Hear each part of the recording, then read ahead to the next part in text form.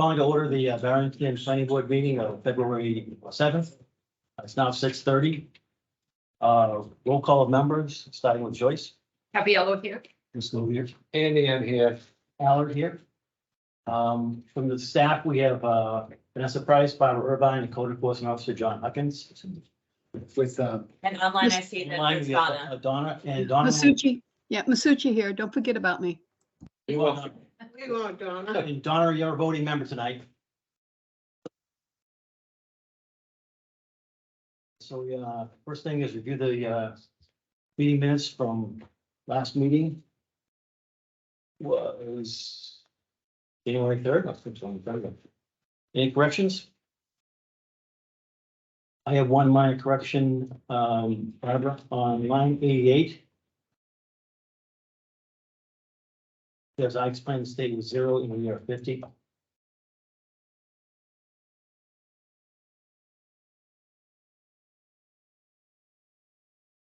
It. Other than that, I didn't see it. So. Make a motion to approve the plain, the meeting minutes as amended. second, Aye. Yeah. Still good. Andy and I. All right. Donna? Masucci, aye.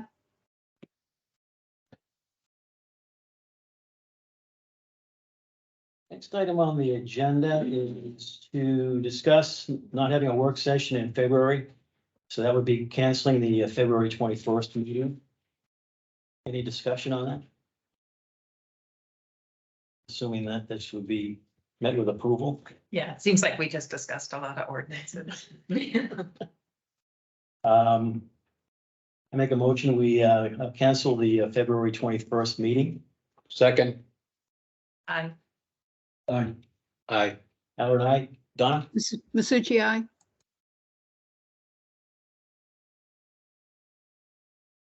That's just also to follow up on that, Ron, just to discuss things to think about for the next, future work session meetings. In March, we're gonna start, our round of regulation review.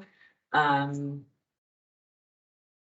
town engineer is gonna start providing some comments. We talked about him, looking at both of them.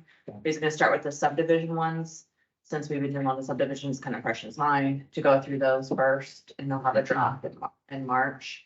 Okay. And also, I can mention, Will that be in time for the work session on in March? yes, I'm in work session in March, Okay. just to give everybody a heads up. But his information will be available in time for that meeting. Yes, Yeah, okay. but he told me if not, we can, discuss that at the March meeting. Okay.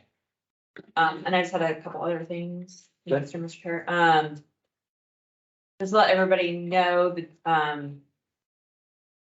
I'm still waiting on 2 planning board member applications, not to point anybody out, and Buddy said that he would like to stay on, he's gonna provide us an application, and then, haven't heard back from Donna, if she was, I have you on the line, Donna, so.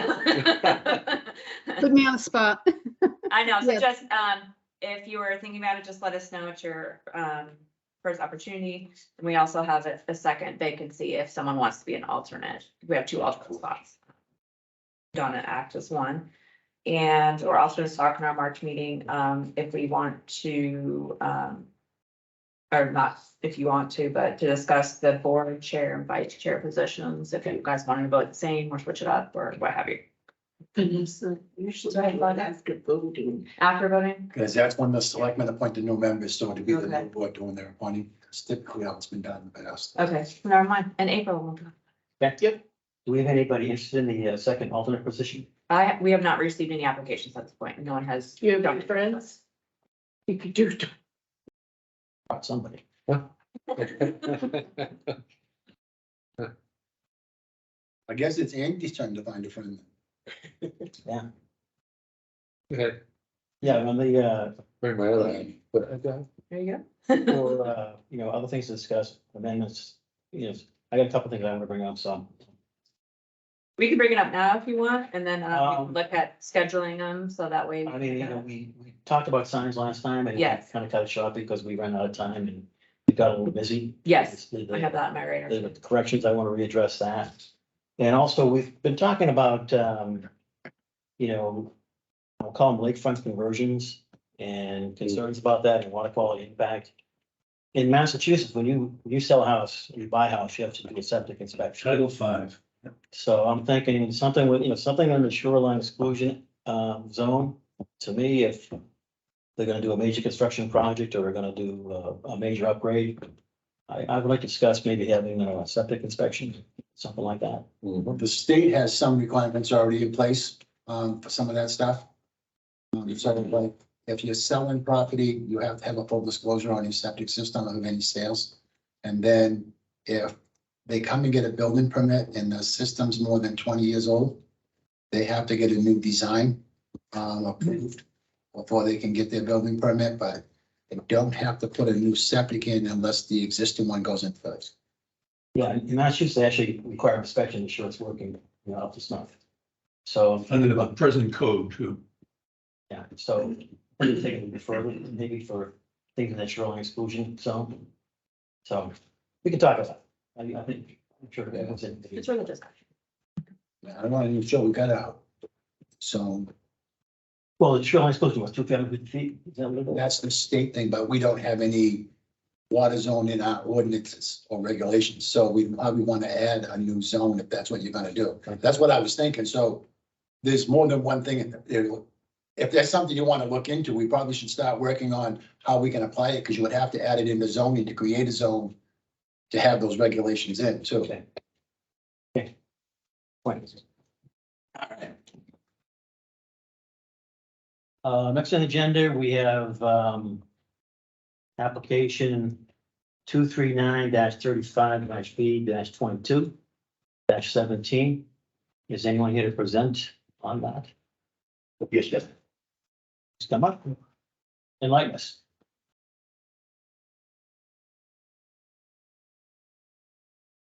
Good evening, everyone. Scott Pope and Gale Associates. Here with me is Joe Falzone, the developer of the property. I believe we made some pretty good progress with this project. Last time we were here, we went over a first engineering review letter. And then secondarily to that, we actually have to make an appointment with the ZBA for a requested variance to allow 2 frontage lots on Malibu Road. On the display plan, there would be the 2 green lots on the lower right of the plan. For the record, we did get that variance relief, so we have got approval for that ZBA hearing. Continuing on, we have some outstanding comments, if it's okay with Mr. Chairman, I'd like just if everybody has a copy of the latest review letter from CMA. It'd be easiest to start with that, not go over everything, but there's some few items I'd like to just go on that, it'd be easier to follow. Just for the board, the latest one is, you probably have several in your packets, but the latest one is, January 17th. That was February first. Right. That's just been right here. Okay, fine. Thank you. I have it. Okay, February 1st. Thank you. I thought there was one. We can skip to the second page. On the zoning regulations, we can go to 6.3.5. The applicant shall provide details of homeowners association. Mr. Falzone has every intent to supply homeowners association documents. This project being a little bit different, we wanted to wait until hopefully for a conditional approval to nail down exactly what would be included in that. This subdivision differs in the fact that the open space, which is usually the biggest component of HOA docs, is actually being donated to the town in fee. So there really won't be any responsibility of the ownership of the open space to the 15 residential open space lots. It is proposed to be a town road. Obviously, it won't be until such time as it's hopefully accepted. So the standard criteria for the HOA docs is really reduced in this particular project. Certainly that's not my criteria, so Joe, I'd like to wait till everybody's comments are addressed, and we can solidify what will and will not be included in those homeowners association documents. If that's, That's a subsequent condition of approval. right.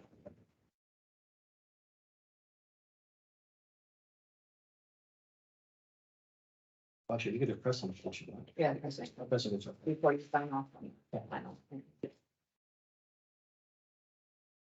There's no issue with that, I'll just continue.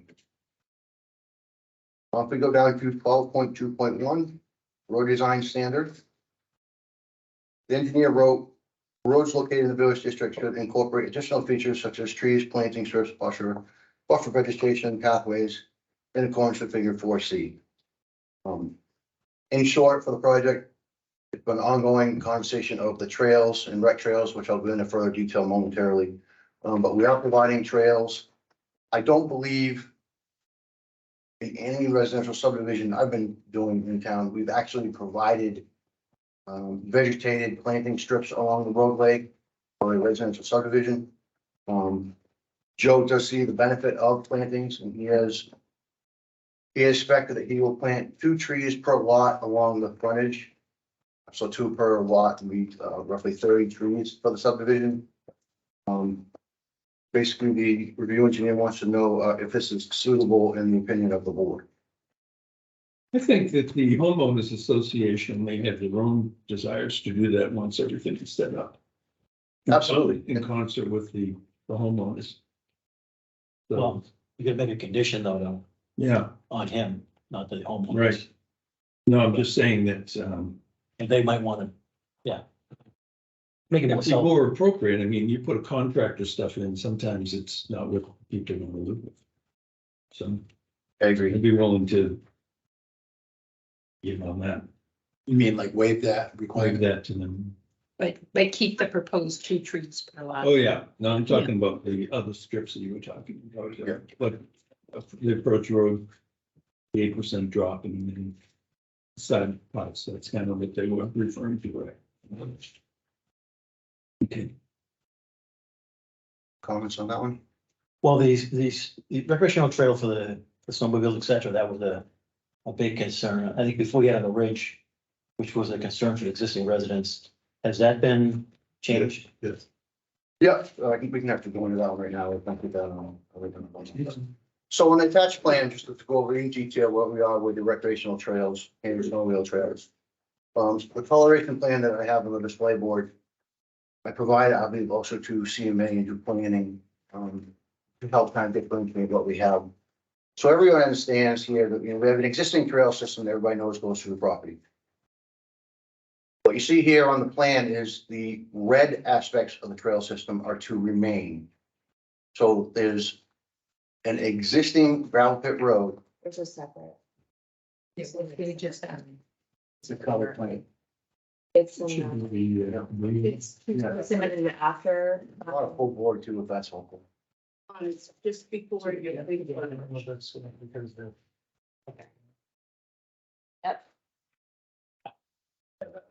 If you were looking for it.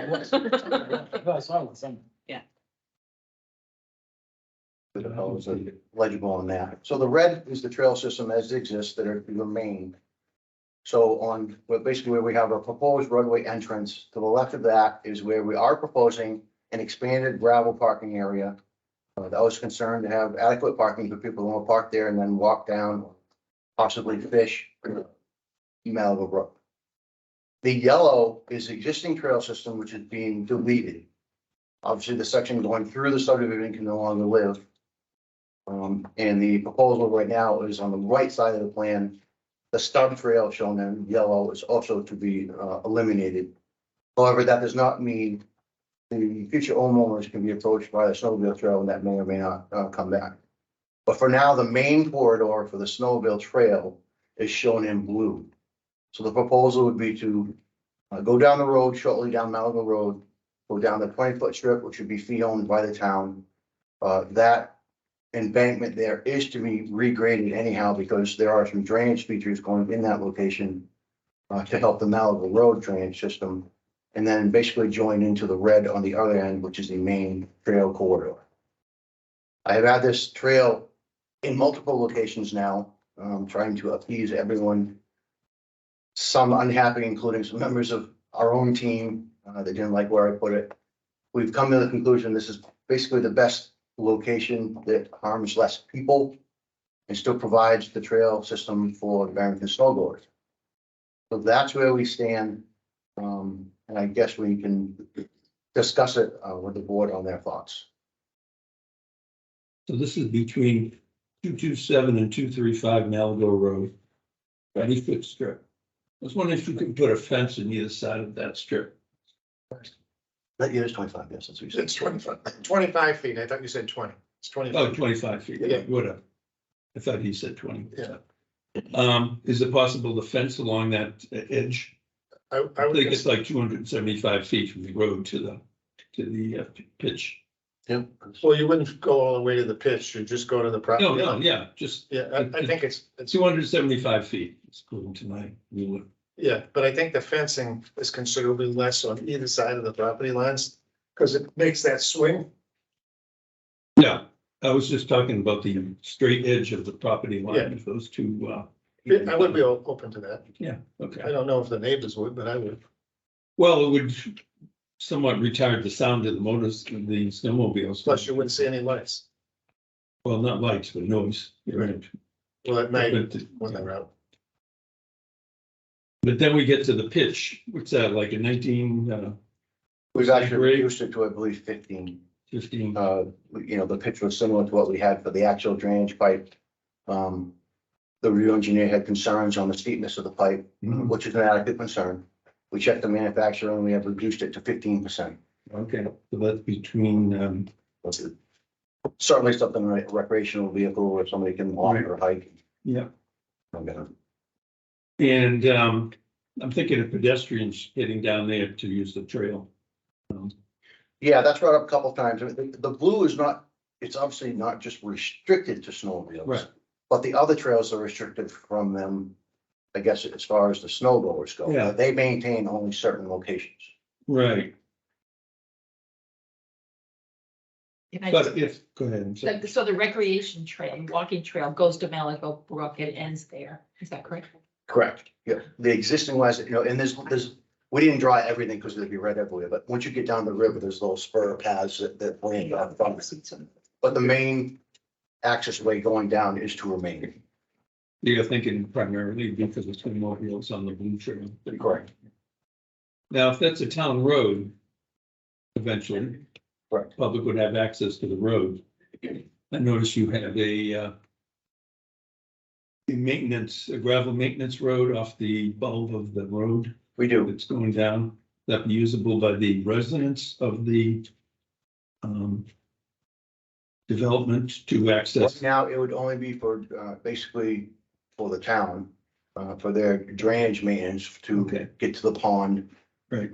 They still have another way to go with a tractor, but to get there with a truck, you need something more flatter than I that. guess I'm thinking the vast part of the conservation land is on the right side of the parcel. And if that's essentially you're saying that's kind of restricted to the snowmobiles.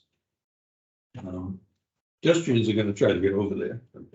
Yeah, they're Whether they they're go not down saying people snowmobiles can't or walk down- that section. They can certainly walk that section of Yeah. the trail. Yeah. That would be the marked trail for snowmobiles, but we don't want the snowmobiles to go anywhere else on the. Oh, no. I understand. That was the winter time. I'm thinking when the snowmobiles, well, this year they're not using the fall. I know. But that's not an issue. No, for all intents and purposes, please remember, basically the whole dark green of this, it's gonna be town land. Right. And I'm just thinking access to it, it'd be different if let's say on the two parcels, you got the waiver from ZBA. If the area where you're gonna put the drainage in and deed it or to the town, The whole thing goes to the town. people may want to walk on there and access it. But of course, then you have what, an 18 degrees pitch? It was be 15 Another on that 15 side. over there. Over. With those pitches, velocity of the water won't become a problem. I know you got a 24-inch pipe, right? Yeah, no, because they go into the structures. The structures actually slow down the Slow turbine. down. And that's, And just the volume of the. Yeah. down. yeah, we provide data to the review engineer that they're rated to that sheetness. Okay, thank you. Any more questions on the trails? We put that one to bed. Right, can I just ask one question? It comes down pretty steep where the snowmobile trail is and then goes up very steep. Is that any kind of problem with gravel coming off there. No, like, like Joe had said, it will all be certainly stabilized. It'll be, And they want- especially where the drainage pipe will be, it'll be left in a situation where I guess like a tractor or something can, traverse it, make repairs if necessary.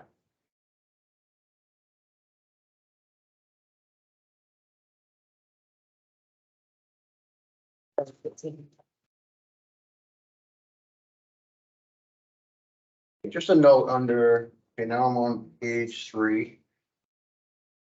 12.8.13, utility locations.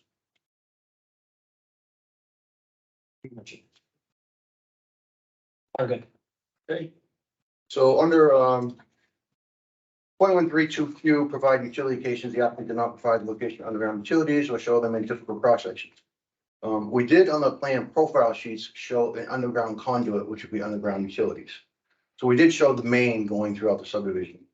They are correct, however, that we did not show transformer and pole box locations. The reason why is really that is always up to the utility company. We understand we have to do underground power. Every time we try and do a utility schematic, 95% of the time they change it, which makes the plans incorrect and it causes confusion. That's really why we held off. We understand the power needs to be underground. It doesn't seems a little premature to show it on, all the precise details on a plan that will probably more than likely change. What we usually do is wait until we get a drawn utility plan from the utility company, and then we can submit that to the town or review engineer as required.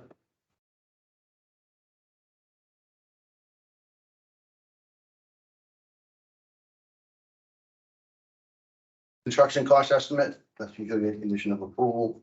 That's 2S. On 12.8.13.2T, provide a notarized letter fixing the legal responsibility of maintenance of the street. This is kind of a new one to me, and we've dealt with this one. I understand what it is. However, on this particular application, in working with the town, we all know that Malaga Road in this section is going to be revamped in totality. Joe and his contractors understand if they do any kind of damage to it, it would need to be fixed enough to bring it back to where it was. So I'm not sure that requirement is actually needed for this project. I guess that's up to. Talking bonding of the road. No, it says notarized letter fixing the legal responsibility for maintenance of the streets. I thought that meant if the streets were harmed. It could be wrong. Is it maintenance of the street until the town takes it over? So usually like the road association, or the owner of it will maintain it until the town takes it over. Is that what that's? Yeah, that's normal in the HOA docs anyways. Yeah, but I think that's what that's addressing, right? You can ask. Josh is here. We can, I think that what we wrote in there is the regulation verbatim. But I believe that's what John's referring to. It means something more than that. So if that can be in the HOA docs, that'll certainly be included as standard practice. Well, HOA is an agreement between the homeowners and the developer. This is really between the town and the developer looking for. Apparently, a notarized letter looking saying you're gonna take care of it if it's accepted, I guess. That's fair. well, sometimes it's an association that maintains the road and sometimes the developer does it. So that all comes down to the legal agreement when they sell the lot. So that's why I want to see what section this is in so that I can put in context to what this is to the regulations. So that's the HOA document's not done yet. I think to you, Joe, to them. Yeah, no, fine with it. That a condition was put in there? Okay, so that would be a condition precedent.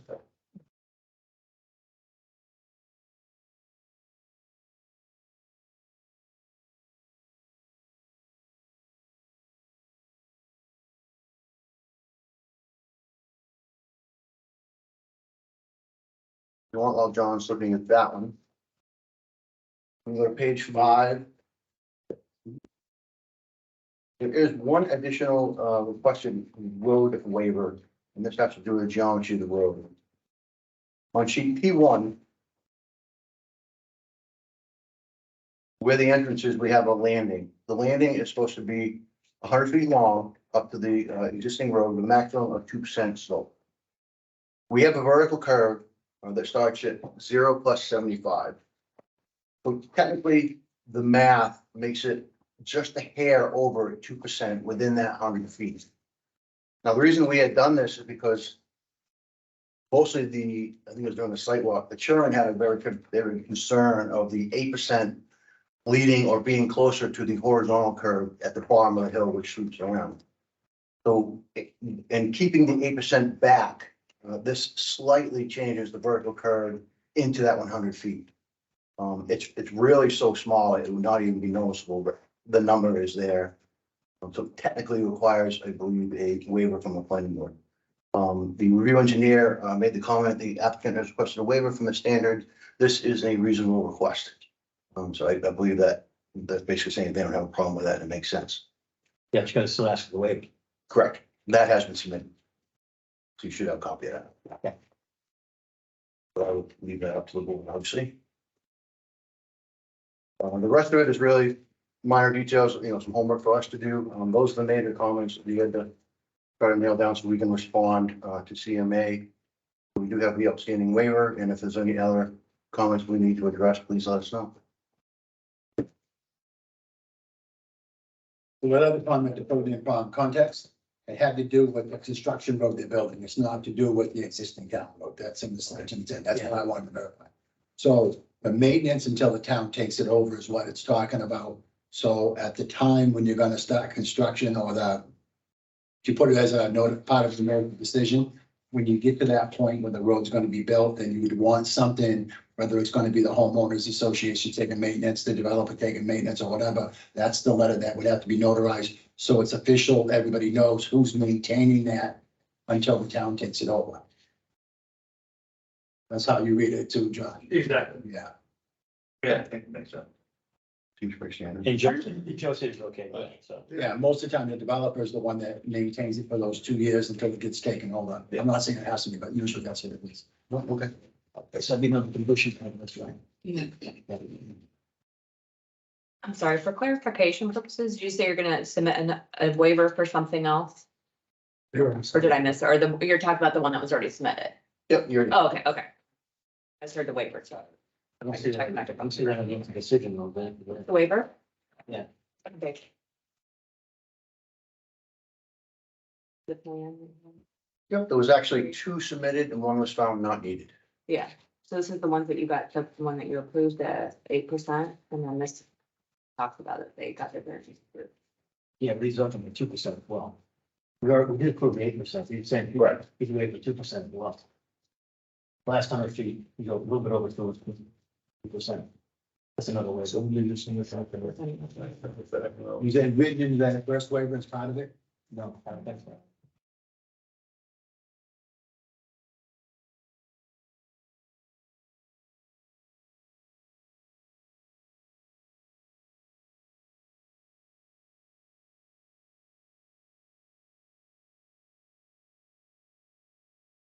This is a copy of the waiver. Do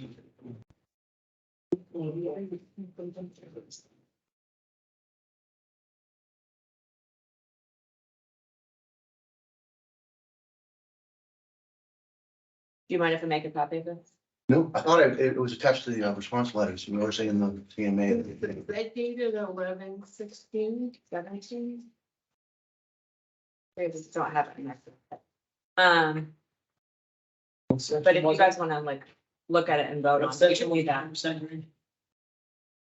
Well, last 100 feet, Johnny's saying, so if it goes a little bit over 2%.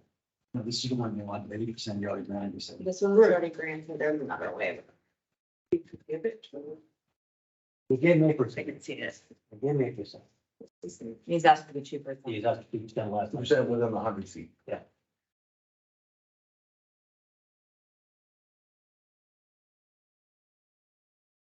That's the point of order. Should we deal with the waiver, public comment, or? Yeah, you should address the waiver first, if you want to accept the waiver or not, and then if you do, read it into record, and then you can open public comment. If there's no other discussion besides.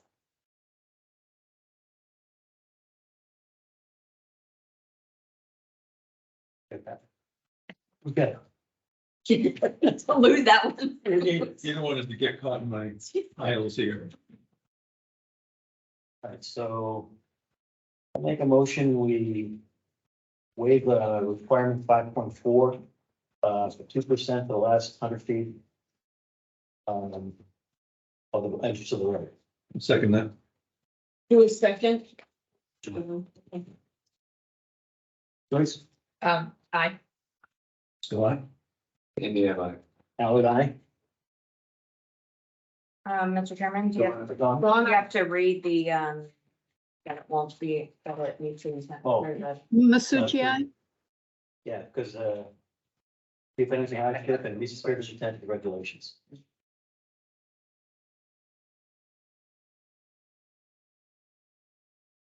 This is for, it's the same, you just want to read that language. Right there, Chip, and then so you amend your, Not granting the waiver would be imposed on Hampshire hardship to the applicant, and granting the waiver would not be contrary to the spirit and intent of the regulations. Fair voting, so you're okay with? just put it in there. I get that. Okay. Commercial language you want to use. All right, waiver granted. What do we want now, public comment? Is there any other? Any discussion? questions, comments? To open a public comment, before you do that, I just want to know there's somebody online in chat as well, so. Any public comment from anybody here? The people that are online, we're gonna address comments from the audience first, if there's any, and then we'll move to online. Thank you. If we have one for you, others. Okay. There is an individual online with their hand up. Jimmy Shakosha, you have the floor. Hey guys, Jim Sakosha, 21 James Henry Drive, not too far from here, but you know, I cut on the meeting late, so I don't have all the nuts and bolts here, but looking at the proposed snowmobile trail, we're going to be going across the street, over Stone Farm, across another driveway that's not shown. And also, in addition, we're going to be going by a cemetery, and all that's pretty steep and pretty rocky. I mean, I don't really see a snowmobile trail being able to be there, especially where the town plows that so hard. That would be one of my concerns. And my concern is that, you know, we have multiple power sports businesses, whether it's service or sales. And, you know, we really need to be with those commercial people in town that benefit us. And, you know, if they're able to go out and test drive or, you know, have people drive to the shop. And that's really a big concern of mine, because that helps make the world go round.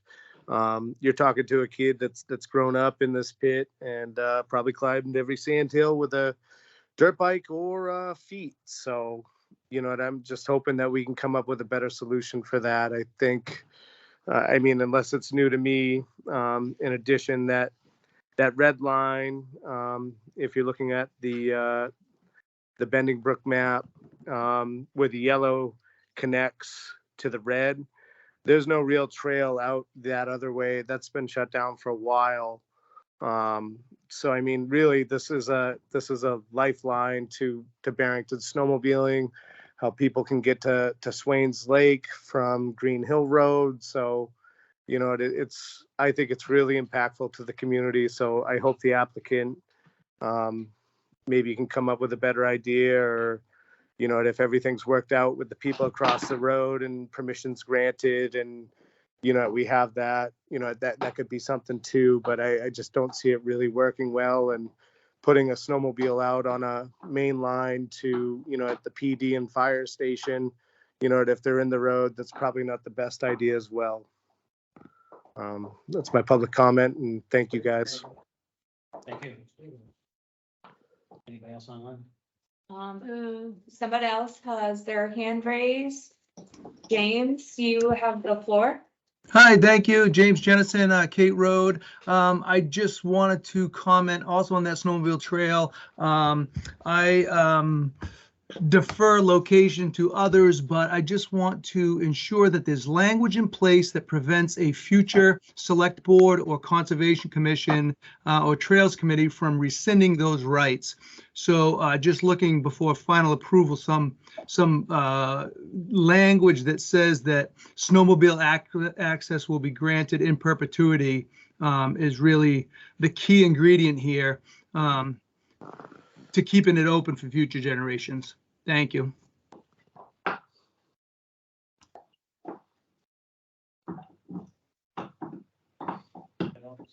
I don't see anybody else online. If there's anybody else online that wishes to speak for or against this application, can you please raise your hand online? We'll give you a minute to respond. Thank you. Mr. Chairman, I do not see anybody else that wishes to speak for or against the There are no application. further comments. I close public comments. Quick question. Obviously, snowmobiles has got a lot of trails that access is of interest. The blue snowmobile trail, that's all on what will be town land, correct? Correct. I mean, really, the blue and the red, because it's all in the open space, which would be to the town. So you heard the Jamie's comment. Yeah, right. Selectman, how do you feel about that? I mean, I don't think we've ever done that. I don't think you have legal authority Do to. we have it? No, I don't think so. Can we do like an opinion that's not legally binding, that we hope that this always remains open for snowmobile use? Well, it's on the plan. I mean, it's on town property. It's, you know, Yeah. it's not like it's not on our control. Mhm. So I really feel like, on the other hand, if something happens and the town decides, you know, there's complaints or it's an accident or something, Yep, I guess we don't want to really have to prevent the town from I doing mean, I can it. bring it to the next select board meeting to see. I think what his concern is 10 years from now, you got a whole new select board in. Sure. One of them Always is doesn't like concerned. snow machines and they're in the areas that I don't want them to go through anymore. But I don't believe the planning board has the authority to do anything perpetuity on land that the town owns, when technically if it's the town's land, it's a selectman decision, not a planning board decision. Yeah, I don't know how legally you could bind that. I mean, you could put something in there that you want the snow machine trail to remain forever, but I don't think it has any legal binding. Can I make a comment? we'll close public comment. We'll have a comment. Sorry, Jamie. Might have been Jim. On the chairman. And then I could certainly ask to have it put on the agenda for next time to get clarification about whether we could include, if the town can legally include any language like that. It's from the select board perspective. I mean, it seems Well, like, even from a select board perspective, current board can't tie the hands of a future board. You know, that's kind of that whole thing out there too. So if the select board can't tie the hands of a future select board, how can a current planning board tie the hands of a future select board? That's what I mean by I don't think you have the legal authority to tie the hands of a future select board at this process. well, I think if we make And it, it's town land, the only people that have control over town lands is. It's gotta be the selectmen, exactly. That's the don't. point. Yeah. It's none of our business. The select board could, if they chose, could go on record saying they hope that this is. Oh, and this board could do maintained, the same thing. it's This board could do the minutes. same thing. We So- want this snow machine trail to go on forever. You could Right. make that comment here as part of your approval, but does it have any legal authority to the selectmen in the future? No, or does it have any weight? that's what I mean. Right, But it. But you can still might make give the statement. perspective. And then a Like in the future meeting board, minutes, someone can refer but- back to the planning board. The planning board wanted this to go on forever and they could use that as part of their arguments. Yeah. The only power we seem to have is the 40-year-old power to be used in the Richard case that said you can't further subdivide because that was the. But that's in the zoning thing. That was our decision. That was our Right. decision. Right, so we have nothing to do with the town land, no. It would be the applicant putting in the easement like they would for a restriction. You can put restrictions in conservation easements. Jamie, we close public comment. Sorry, Jamie. All right, I think, I mean, Can you reopen the public comment? If you would like, that's up to the chair.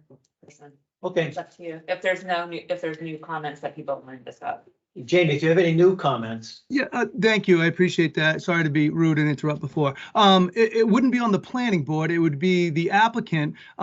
Many conservation easements, the person writes the easement that creates restrictions for access to the property with no motorized vehicles. The opposite can be done from the applicant when they do the easement to say it allows motorized vehicles.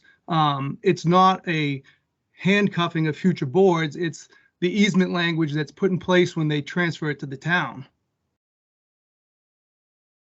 So the select board has no authority to change that easement language because it's already written into the easement, is my understanding. Yeah, there's Just further like- comment- there's further public comment as well. Dan? There's another person online that would like to speak. Daniel A, 334 Old Turnpike. I'm familiar with the property and stuff. I rode there when I was a kid too and everything. But this is the ideal situation. There's a deeded right of way for drainage and stuff. If anything happens in the future, someone can do a petition article override the selectmen. So this is a perfect situation for the town, I think. Not dealing with homeowners, but private. There's a drainage easement there, and that can be dealt with later. And then, well, the guys, comments you guys make, doesn't matter, it can be overturned by a petition article.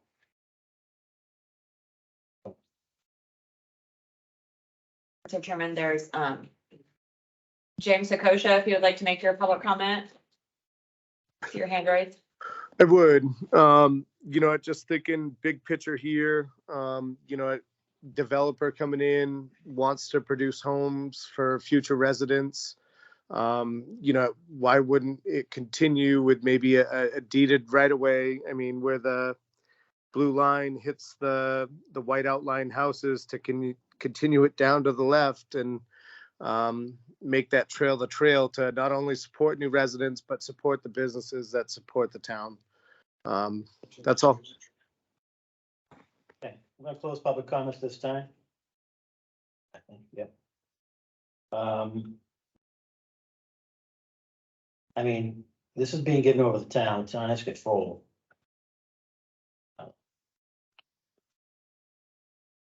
Once the town has it, I think the town would have a right, if they wanted to deed a right away to, let's say, the Snow Goers Association or something like that, then it would go on perpetuity, but I think that would be better done by the selectmen when they take ownership of the property, instead of binding the selectmen's hands before they take ownership. Yeah, I think that's a better route.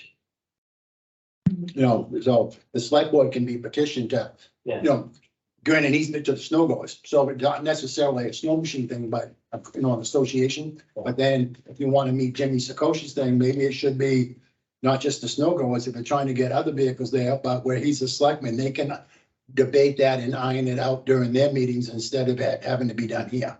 I love that. Push it off to select. Well, I think for what he's asked, I think what they're asking for really is not a planning board issue because it's gonna be up to them. You want to shout reading, this can help. Then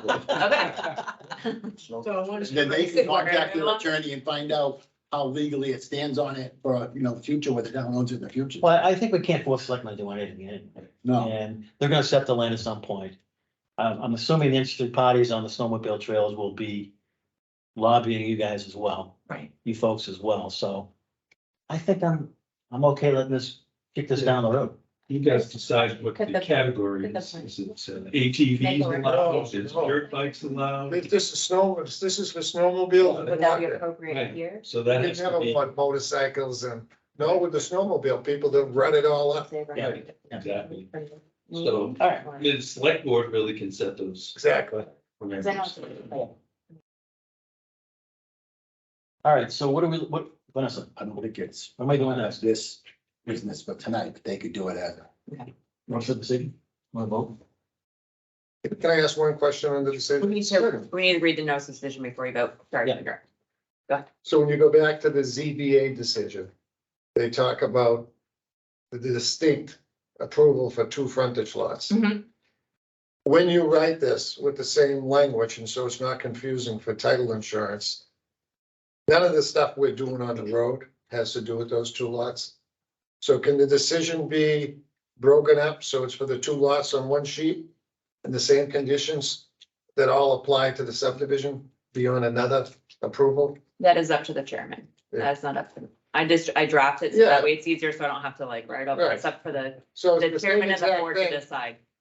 Two decisions? Or two decisions? Technically, if you look at subdivision regulations, the road has to be bonded to get a Correct. building permit. Right, The finish has to be done before they can get a CO. correct. But with the two road front lots, They don't. there's no requirement for that by our regulation. So you could almost do it as one approval, but those two lots wouldn't be tied to the road construction because it's not their access. Correct. So All right, Joe, what are you asking for again? So I'm just asking, can you say on the two lots, like he just said on one sheet, and then all the rest of the stuff that has to do with the road stays on the road sheet? So that when title examiners and each lot's being sold, read it, I'm confused, what are these two lots? They're not part of the subdivision. Just makes it cleaner. If it can't be, it can't be. I just. Well, it's part of the Still part of the subdivision, subdivision. it's still part of the subdivision, but I think you could put something in there that the build out of the road, the sale of those two lots, the transfer of those two lots are not incumbent upon the Conditions. of the the road. conditions of the road in the subdivision, because they're not using them for their frontage. You just add that as. You can do it as part of your notice, yeah. Right. I think because it's all one subdivision, I think you You can just like still do those one lot notice numbers. because it's one application. Well, where That's do fine. where we put that in the, General and subsequent. I can show you, Vanessa, what it says in the ZBA about the two lots, if they just track the same language, the way they approved it. where do we put And that? your notice of that you want the same, the language. Well, the way they the talk about the decision. two lots. You approve it the same way they approve it, and then it will track. So approved to be separate. Yeah, it's approved to be separated. So where's that gonna be, like, conditions precedent? Where would we put that? I'm confused. It would have to be subsequent because it would have to be after the final plan has all the other details on it and approved, Right, just not the road construction. right. Exactly. Right at the end. Yeah, so I would say at your subsequent at You the go into end, their map and. would lot, have the then two road right, front lots, Yeah, because I can't get. can be transferred before the road, the Correct. subdivision road is, built. Well, correct me if I'm wrong, but I think what Joe's requesting is to be able to sell those prior to the remaining permits being obtained for the other lots, because like the AOT could be 4 months out, but these don't have anything to do with that permit. But it's still part of the subdivision. Yeah, you would have to do one approval. There's no way around it. You have to do one approval. Yeah, just spell it out, that's all I'm saying. What are we spelling out, the two road front lots? Can be transferred without all, Roadway infrastructure. Can be transferred without road. The go- without,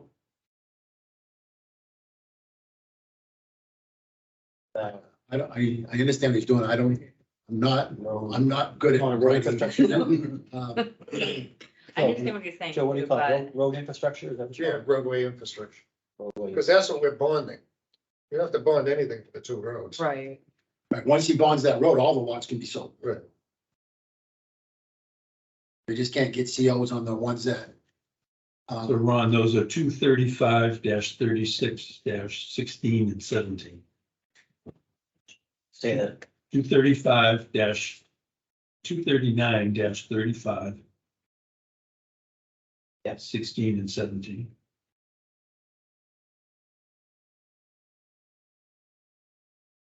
sixteen and 17. All right, I think I have this. Okay, for notice of decision, Vanessa, we did the waivers, we have it anywhere? The 3%? Yeah, I have added the 2% and item number 2, so to add the following, do you want me to read just read what I have and then we can Well, add what you let's- want to add? Let's go over what we think we've added, and then we leave it on. Okay.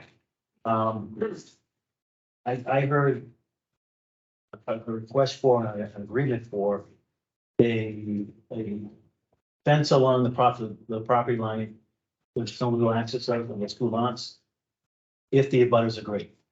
Right, because they're not gonna want me to cut trees down Yeah, along If there are the trees. specific. That's the same place where the drainage access is coming off the road for build out. So do you really want to put a fence there and Yeah, handicap no, it right down here. when they go to run that drainage down through it? Well, after that's all done, you can do it. I mean, this, well, yeah. Mark's online and.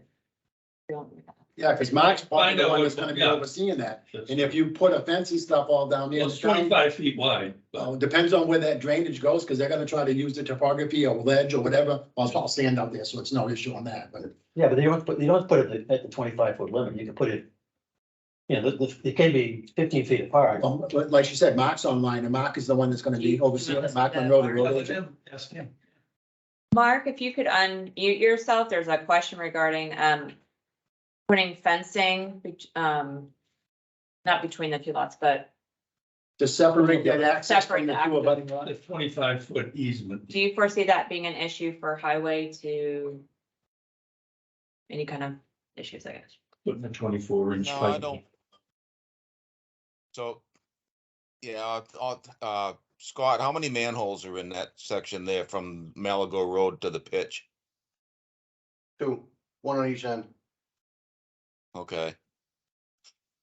I don't, if we've got 25 feet to work in there, 25 feet of width, I don't foresee any kind of a problem. Why don't we say with a butter's approval and road agent approval? And the second one is beyond where the fence would be anyway, right? Correct, at the top of the slope, which should be on their property. Yeah. That's not relevant. All right, you get that? Vanessa? What type of fence? We got 6-foot. 6-foot fence, Privacy, chain link? Is it- not chain link. no. I don't know. Okay. We're not on the ones. How long? Just Just the in front- entire, Just the property line. to their property line? And it's after your drainage goes in, right? After the drain pipe goes in. I think that's the best way to do Yeah, it. I agree. Okay, Future After drain future pipe, things, yeah. so that would be a, They that have would they actually have be to under. have, they have to have 3 feet of coverage over Correct. a 2-foot pipe. Yeah, cover's not an issue here, not in that location. We're trying to get it. I'm just saying that they Right, need place to store them. They also want Well- it deeper because trying to make the drainage work Yeah, we're off the trying to get road. it That down. was part of the reason why they needed this to get the drainage because of the elevation of the road. Right. All right, we're looking for the notary letter to satisfy 12.8.13, parentheses 2, parentheses 3. Got that down? I think in They the said to. very end, we want to put in 2 front lots. Road front lots can be transferred without roadway infrastructure completion. Under subsequent as well? Yeah. Because we want the plan side. Yeah. Do you mind saying what?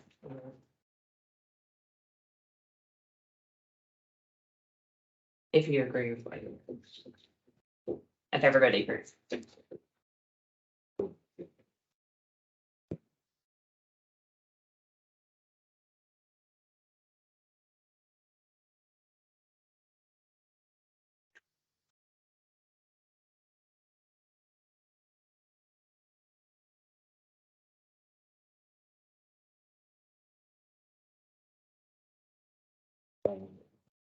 HOA documents over with that, you guys want to defer that to later or something? Yeah, before the plan signing. As a condition. As a condition. We do have that on in there? here, Mr. Chairman, it's, well, I put, ownership and maintenance of common facilities and open space, and then proposed homeowner association in accordance with the ordinances to be approved by the town attorney. Applicant responsible for attorney fees. Is there something you want to expand on that? Add an additional? Look at number 3, is number 3 satisfy you guys? I think that actually covers it already. Okay. All right, I think we're good, we can, I did have another one, that we discussed that was in the plan notes that Scott had brought up about providing a detailed engineer's estimate of construction costs. That as well. That wasn't on the original, notes of decision. If you all agree. And if, anybody have any, or is there any other ones that we? anything we need? Can I? Comment on one of them? On item number 4. Town engineer to review final plans to approve but not limited to local construction standards. Data requirements, utility design standards. However, subsurface sewage design systems, they don't review septic systems, the town does. Oh, that's, yeah. Or state does. Okay. Well, I'm not sure. Yep. Okay.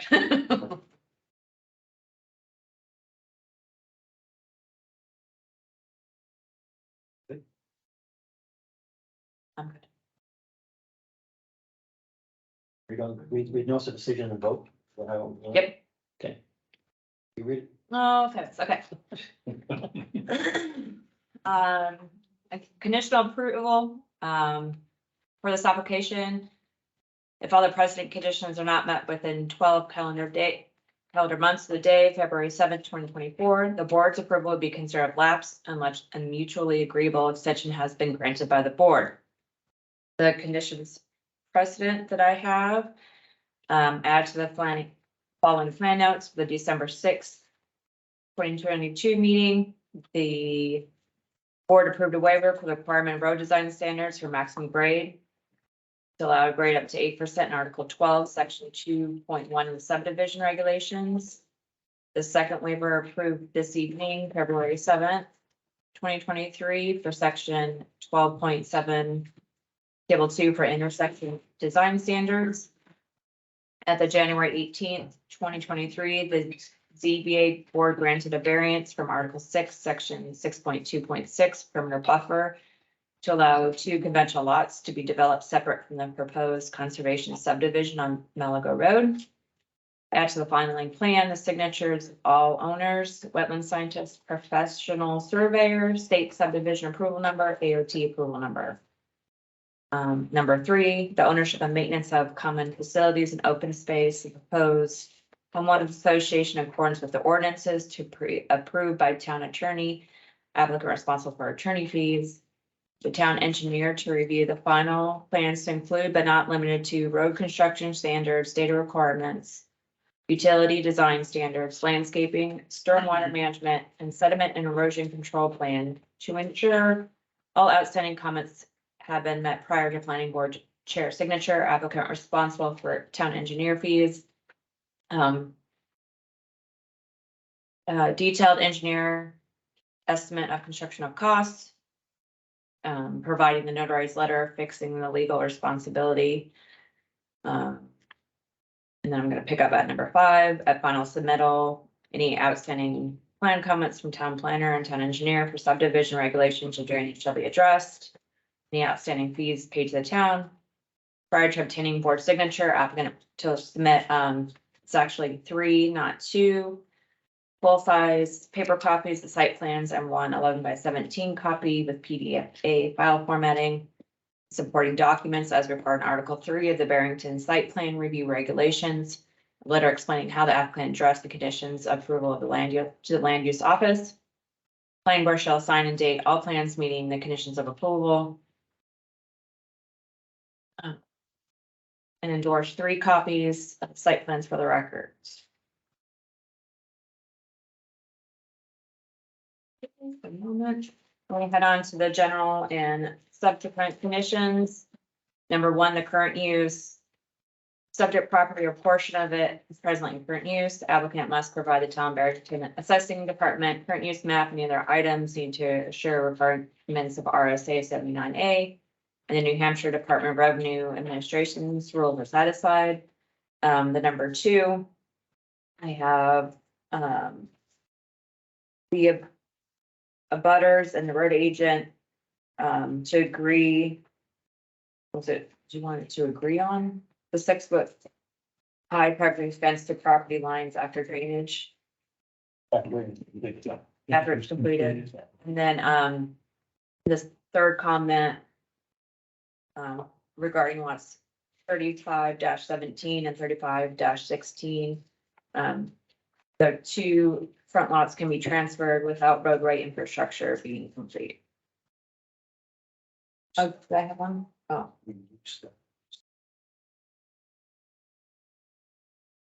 2 years. Okay. So I'd like to amend at the beginning that it should be met within Because it says it'll expire in 2 years, the expert, it's good for 2 years, and I think she read one in there, that's what I thought. Yeah, oh, if the precedent conditions are not met within 12 months. Oh, this is for approval plans, okay. Yeah, I mean, you don't need a complete Okay. subdivision, if they're approved. Right.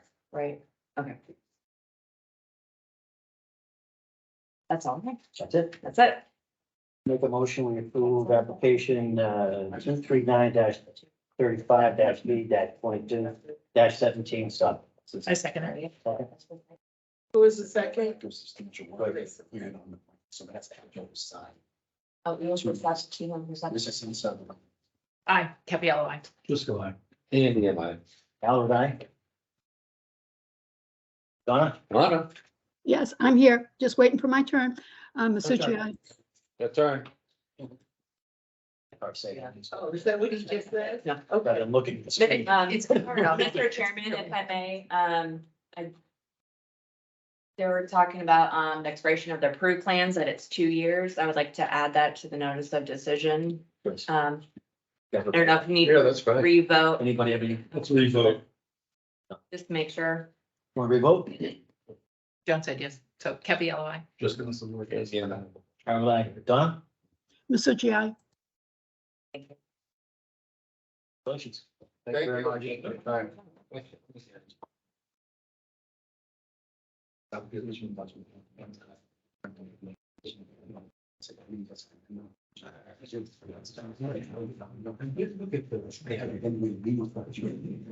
That's what I remember. Oh, that's awesome. Okay, 'cause I haven't. Unless they want to change the subdivision. All right, new applications, so we'll move on to new applications. 238-2-23-FR. Anybody here for? Yes. Feel like hugs. Oh, yeah.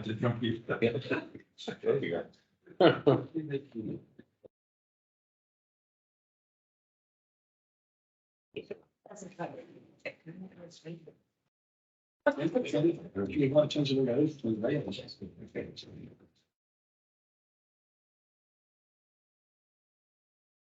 I don't know why this guy just. You don't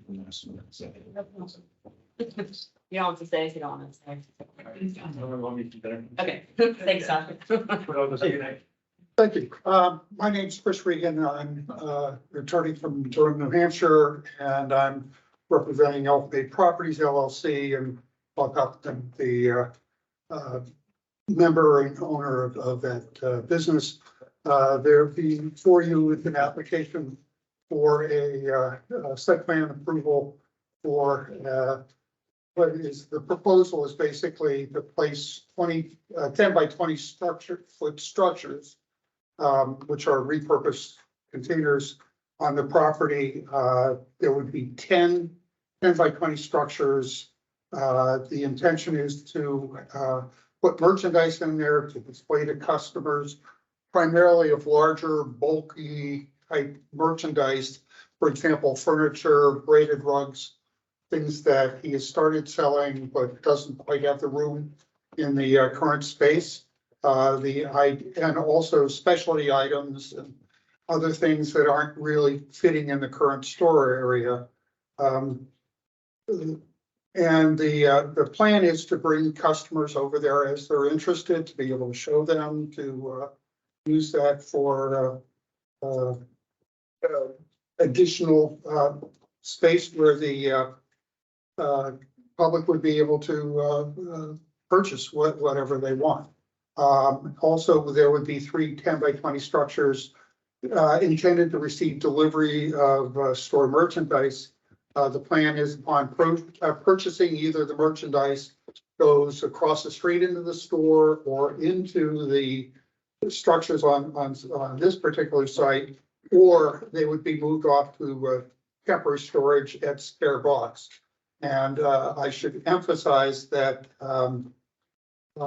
Mr. Huffman already has storage for his items, long-term or merchandise storage for what he's not using over at spare box. And he would be continuing to use that.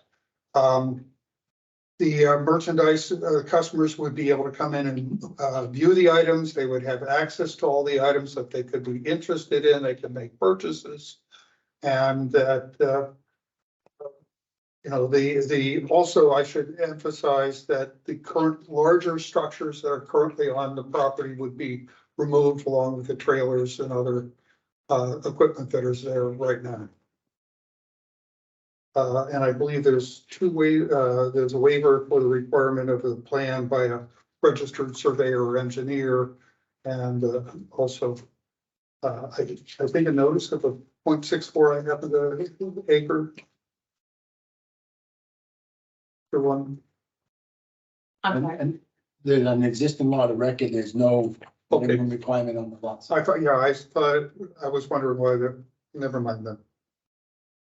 And are any questions on the application or anything that we can explain?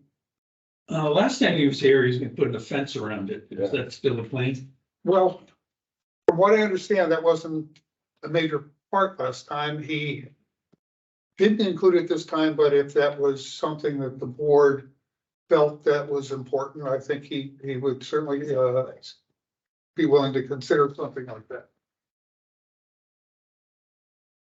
Curious, I didn't see it.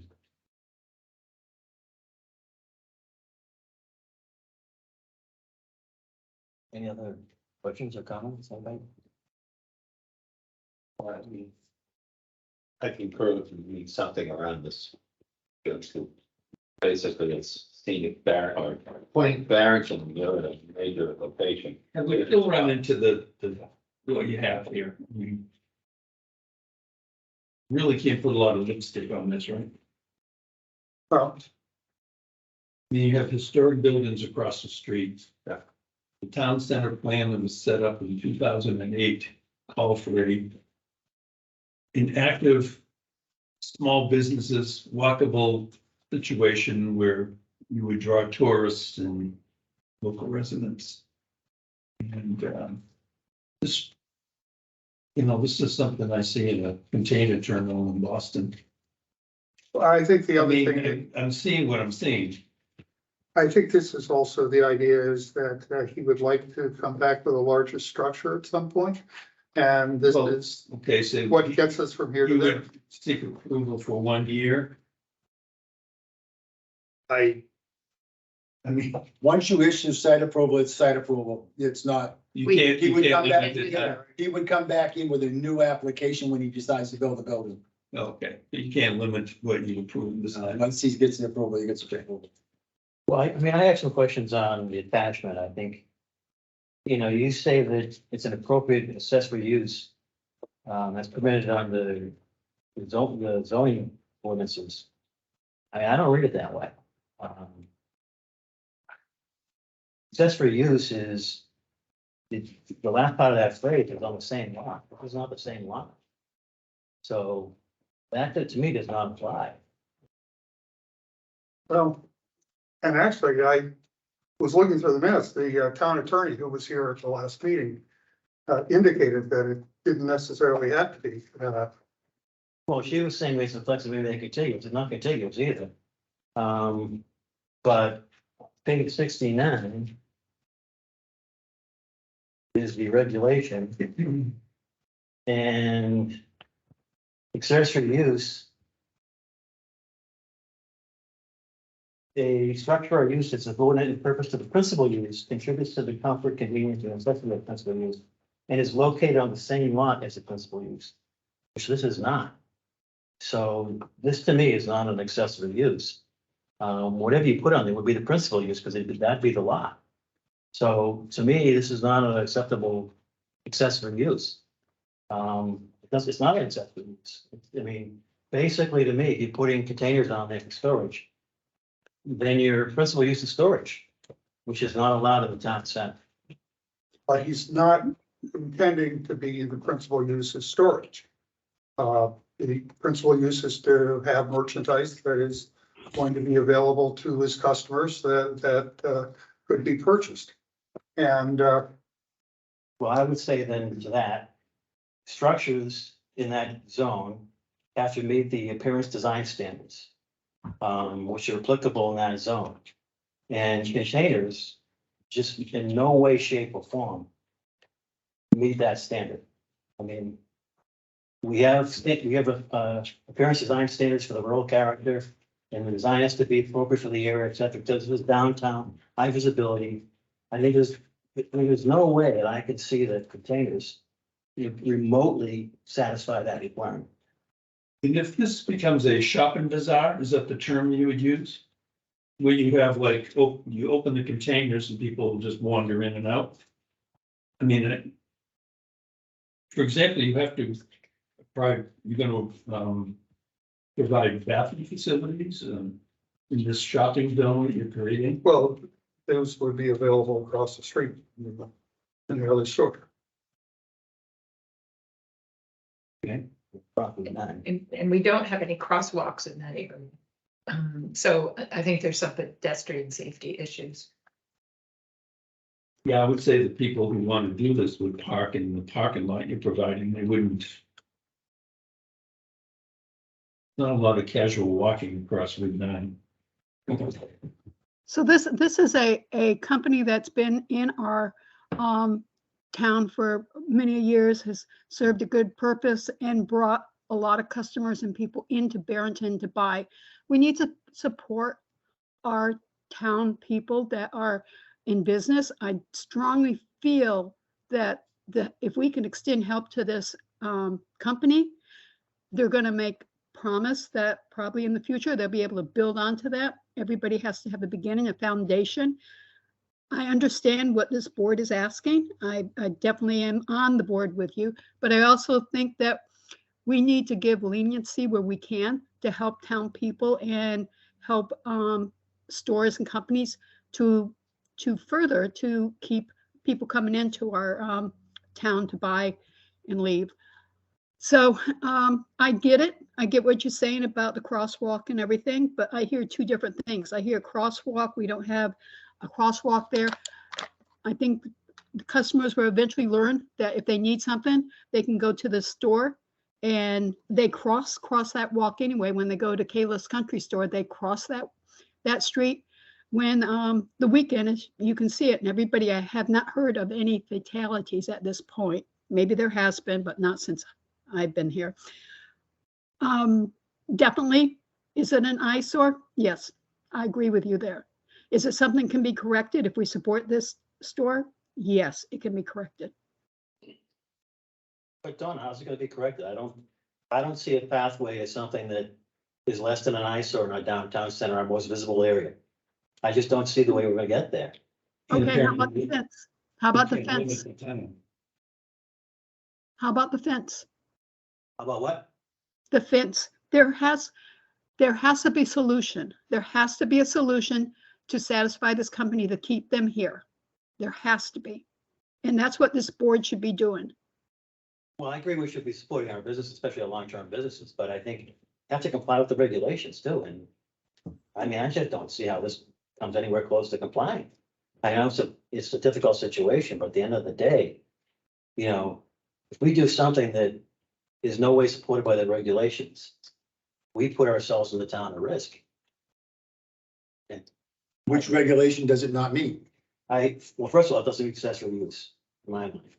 Well, it doesn't have to be. It can be a straight up business use on that lot. It's its own separate thing. A business use is allowed, that's an allowed use in the zone. And as far as the parking goes, the parking is on the side that he's doing, and they're walking across the street now to the other businesses. So technically, if they park in that parking lot, they're not walking across the street because they're right there when they go to use it. So if you deny this, has to be what ordinance or regulation does it not meet? And that's where we're not going. That's the. Well, I think the appearance design standards on page 50 of site review.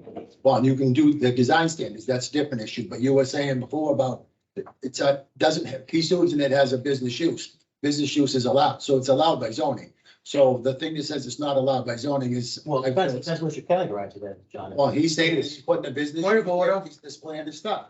Point of order. Is he a vote member? He is On staff or advisory, and I have a right to talk. He's staff. We rely on John quite a bit, actually.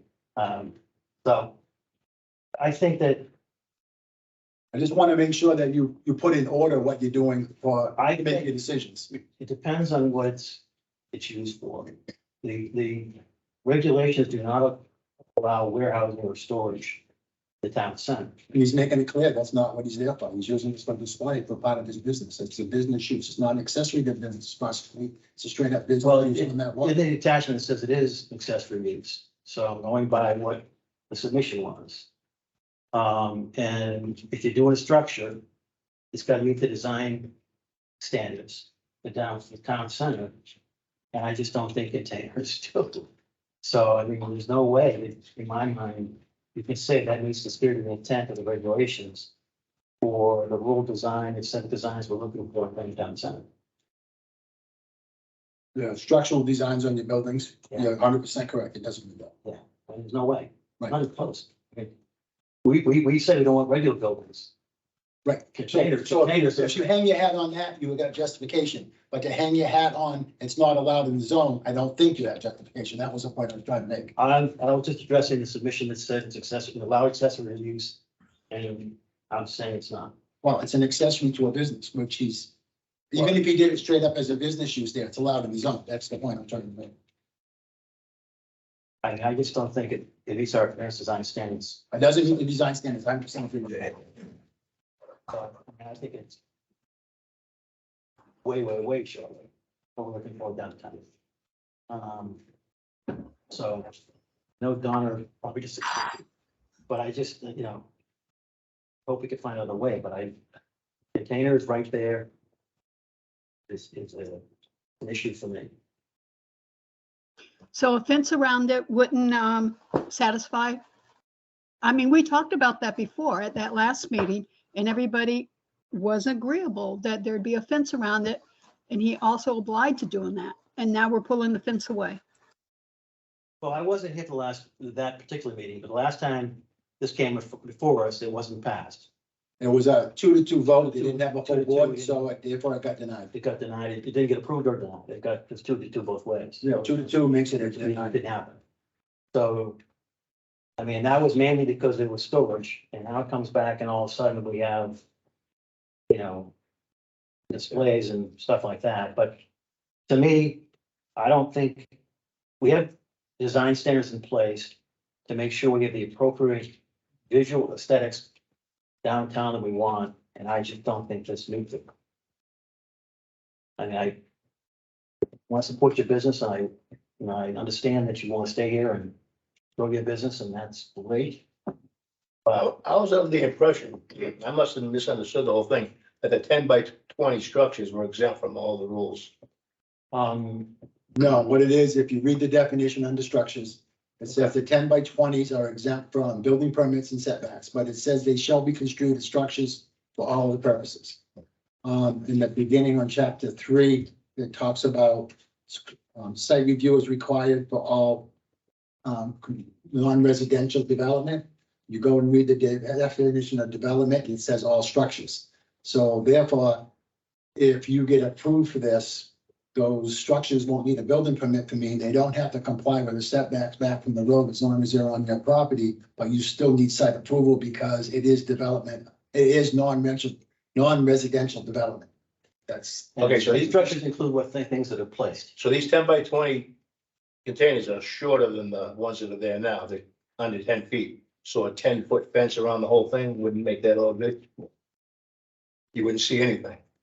I mean, I think we want structures in downtown, the town center, to meet a certain standard, Right. and I don't think. I mean, we're putting a fence around it anyway, but the height of it, I mean, a 6-foot fence around it with no containers or a 10-foot fence around it with containers. I mean, if you couldn't see the containers, wouldn't that solve everybody's problem? I think a 10-foot fence like downtown to.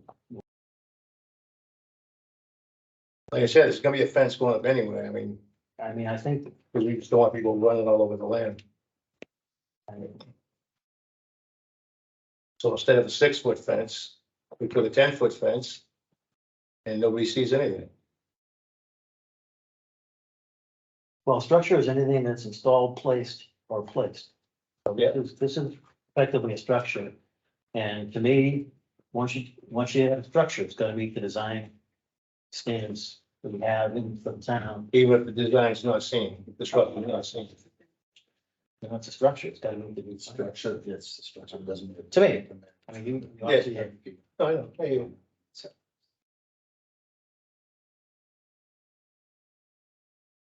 They want to go back more.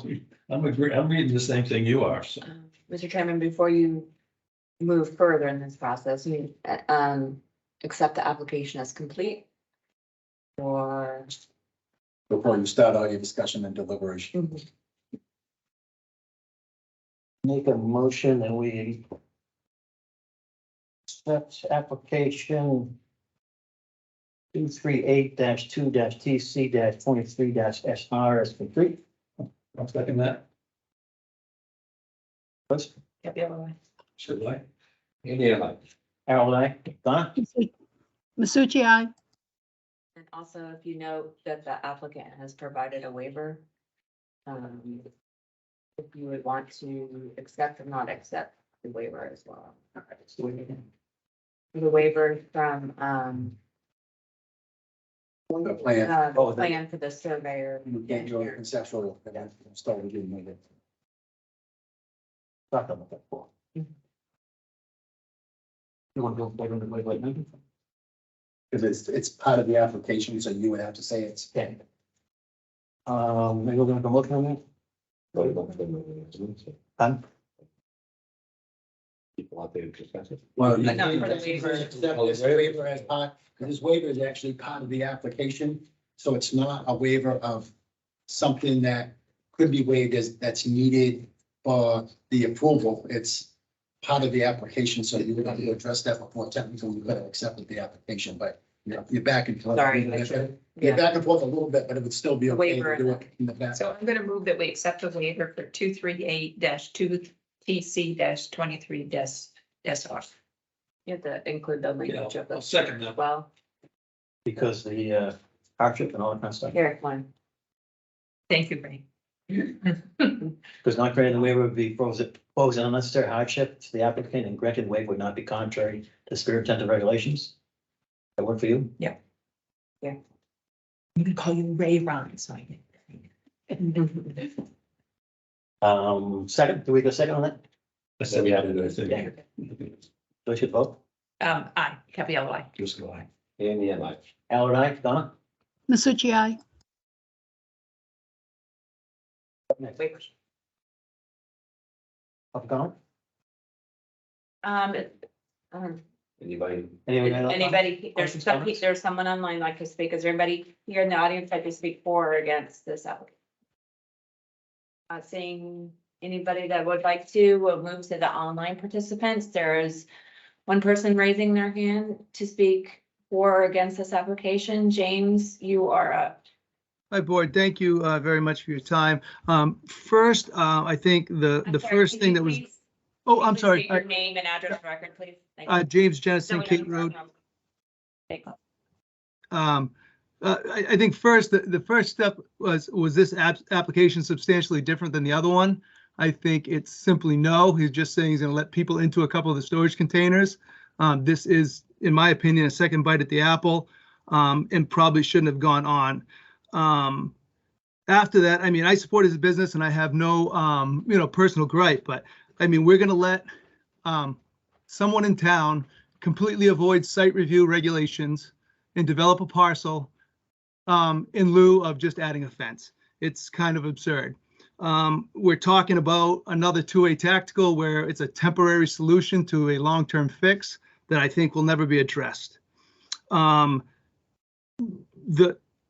not addressing the contractor storage equipment that he has there. It reasonably exceeds the needs for snow removal, 2 skid steers, a plow truck, multiple skid steer attachments, piles of material on site. And that would be addressed in an existing conditions survey, which should be required. There's 2 other buildings, one with some historic significance that should be addressed, that is addressed further in regulations. There's parking and circulation that should be addressed, illumination, if he's going to now have customers going into the property.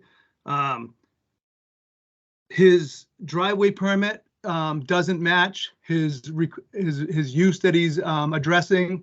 I think if he went back to DOT and said he was going to have customers and more shipping containers, they may have a different result. I don't know. His driveway permit says he's going to have 10 maybe or whatever shipping containers, and he's asking for 13 and retail space. So I don't know if those jive together. 4.5 in site review regulations says all sites need water. 4.6 requires all sites to have sewage disposal. I know we can play fast and loose with it's across the street, but he's a tenant and not an owner, and he won't always have access to that property. And the future, he may just be standing out there, like a vegetable stand with a porta potty, and I don't know if that's what we want. Drainage, we're not asking for drainage for the added impervious material, and I think that's probably not as critical because the pavement and the containers probably are awash. But site review does address sidewalks. We're getting sidewalks in the future. We have sidewalks at Christmas Dove.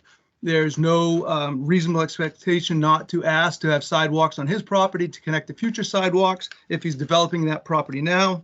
It's an unsafe accessory use. Where if you told DOT that pedestrians were crossing the street to use an accessory use, I think they'd have an issue with that too. The parking and loading standards need to be addressed. Parking spots need to be, a demarcation of parking, and ADA requirements need to be addressed. Satellite parking 4.9, 12 in regulation says it's got to be within 300 feet. It may very well be, but I think you need some written landlord permission to say that he's running an accessory business across the street from a business that's already there. I think circulation and deliveries needs to be addressed because there's no on-street loading or backing. We've, beat other people over the head with this about parking tractor trailers or pickup trucks on the road and unloading them. He routinely uses his fork truck and skid steer to cross back and forth across the state road. I think that should be addressed.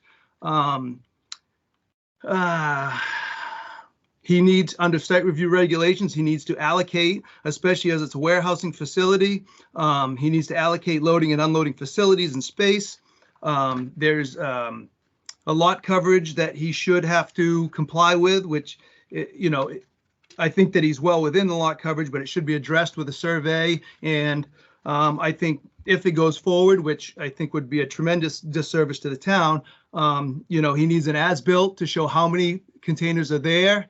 And so future containers don't get added per planning board, approvals. And then, I appreciate what Donna's trying to do for in-town business, but, our regulations have landscape. We make everybody else do landscape and screening, and our regulations say, trees, landscaping, and like Ron keeps saying, the design review. Town center and village, all new structures, alterations or additions to existing structures, changes in outdoor land use or changes in site design which require site plan review and which affect the exterior architectural appearance of a building shall be subject to the review by the planning board. There's no reasonable there's no reasonable use that this is an architecturally appropriate structure. They should look like the village barn. It should look like K-lifts. It should look like Christmas Dove to some degree. We move on to the retail design standards. There's parking standards for that. If now that it's called retail, again, interior lighting, we've got to address fire safety for storage. I know they're under the 12 feet for high pile storage, but are there combustible materials in there? Do they need to be sprinkled? I think that needs to be addressed. And then 411.6 is preserve historic and aesthetic resources. That second building has some name to it. I'm not quite sure what it is. I hadn't done research on it. I don't know if it's historic and important and should be saved, but it should be addressed and brought up and not demolished without, some consideration based on our regulations. 411.7, back in the facade guideline, all facades, buildings of visible adjoining properties and public streets should contribute to the pleasing scale features of the building and encourage community integration by featuring characteristics similar to the front facade. So I'm with Ron on this. There's no way to comply. Traffic analysis, if it's if it's retail and it meets the threshold for a traffic analysis, I haven't decided if, how many containers, meets that threshold for a traffic analysis. He needs to, if it's going to go forward, which I strongly suggest it does not, snow removal needs to be addressed where he's going to put snow, not trash. I don't believe it's appropriate to transport trash across a state road back and forth to the other dumpster. The condition of the containers that he's going to put in there. Many towns and states have certifications on those containers because some of them transport hazardous materials, and some sort of certification that they're new or clean. And then, the as-built and a certified plot plan, so to avoid future ads if it goes forward. But again, as a storage facility with those containers, I don't see how it can fit into any type of site review. And then lastly, a maintenance agreement that all other site review is required, when a business goes in, some sort of maintenance agreement to take care of things. So I know it's a lot. I hope I covered it all, and thank you. Thank you, Ken. And, Ken, you got Lincoln's answer this, right? Yes. Yes. So these are summarized on the document we got today. Okay, so. He's okay. He's okay knowing it. That he was the author. Okay. Well, he submitted it, so I'm assuming he wants you to have it, so. Dan? Dan here, 334 Old Country Turnpike. I feel sorry for this applicant. I'm not against this and stuff. He's in a bad situation and stuff. We have rules and regulations stuff. And you got other cases coming up. So you guys have be the messengers and stuff. And I recommend you give his money back and stuff, because you know what? Shame on him or shame on me. But when he bought property in town, he had expectations, he's paying taxes on it. He's getting hammered on this. But I don't see, my heart goes out to him. He needs a lot more homework and stuff, but he's trying to survive this pandemic and everything. And pay property tax on property he can't do nothing with. I feel sorry for you, but our rules and regulations, we gotta be consistent. I feel sorry for this board decision they have to make. My heart goes out to the poor guy.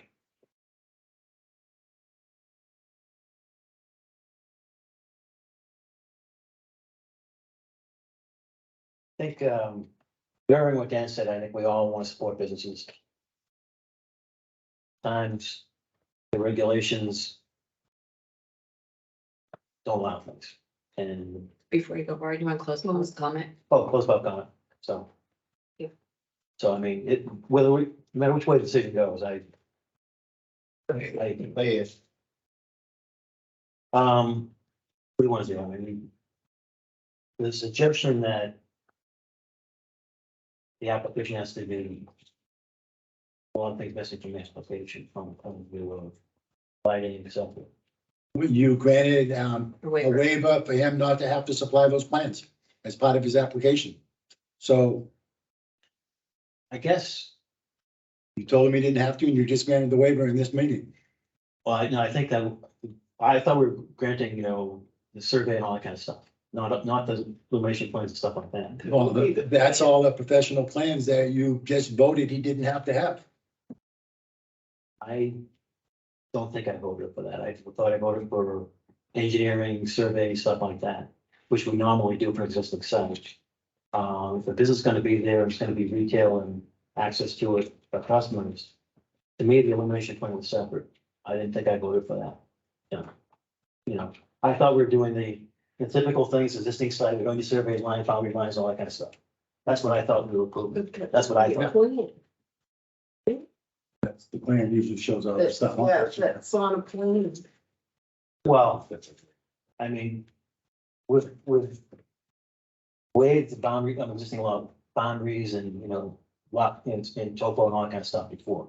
That's what I thought we were doing, John. To me, if it's gonna be a business there, it's gonna have customers access, it's gonna be illumination plan. So I agree with, that's gotta be there. I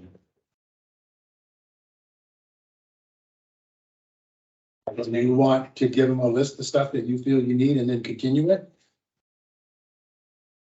mean, if you're gonna say that he needs a structure that meets the downtown design, I think now's your time to discuss that, to have him come back in with, the other stuff, and you feel that you're gonna deny it based on other regulations, I think that you should be upfront with it now.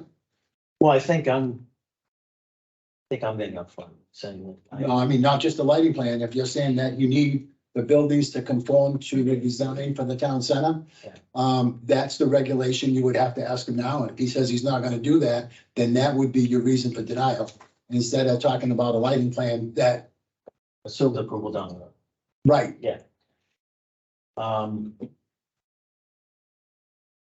What do you suggest? We poll the board members and see where they are on the appearance design standards and see? yeah, see where it's at, and if you guys feel that it doesn't meet that, and that's what it has to be, then when you, because the notice of decision has to give that you denied it, and it has to give what ordinance or regulation that they didn't comply with. And then you would explain the ordinance and regulations to them, and if they say that they'll work with that and comply with those regulations, then you would continue your meeting. If they say they don't want to do that, then that would be your reason for saying no, just so that. If I could add something too, I mean, I've looked back through, this is my first meeting here on this application, but I looked back through the prior. That has never been, what I can see in the record, ever raised as a concern before. And it seems every time he comes back here, there's something else that gets Well, raised. Chris, I agree with that, but the first plan was just strictly storage. The customer accessing that site is a new thing. Isn't that right, Bob? Isn't that new? Yeah. So the old plan was strictly storage, so no customer access. So that's why the lighting didn't come up. So the plan has been redrafted and based on those new, requirements, new things happen. And see, those containers, those weren't just gonna be open either. That was just people that wanted to go over there were gonna make a time, they wanted to go over. And there's parking over there, so they don't have to cross the street. But as you know, and I know, people crossing that street for years. To go to Kayla's, to go to our store, and And my comment was more addressed to, the architectural standards being raised now as a reason for denial. and there wouldn't be any nighttime use of it. Nobody will be going over there at night. Well, maybe we could deal with the illumination plan by limiting hours to daylight hours only. That might be something that. I mean, the whole thing is to put a building there. We just can't do it right now. We'd like to get a building that looks nice over there. We're just not in that position right this year. Well, for me, I think the crux is the design standards. I just don't think those are reasonably met. I would like to poll the other members and see where they stand on that. Yeah, I am concerned about the design standards. I have a question.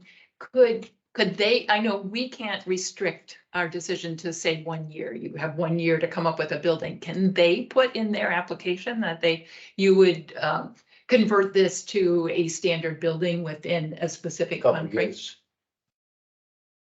Is that possible? The only way it would be possible is if he made the application for you for that and you approve that like in a phasing. To like phase one, you're allowed to use the containers for a certain amount of time, and then phase two would be the building has to be done in a certain amount of time. But the application would have to be for his whole build out, if you Yeah, want you have to to. show the building. But they'd have to show the whole build out as with the buildings and. We had one already in front of us for this meeting, there was a phase plan, Oh, right. so that'd be something like that. That's probably all. We we should should consider. continue with Nick at the mill. I came down to 411.4.2, 411.4 parentheses 1 and 2, the architecture, the appearance, just to look at the area.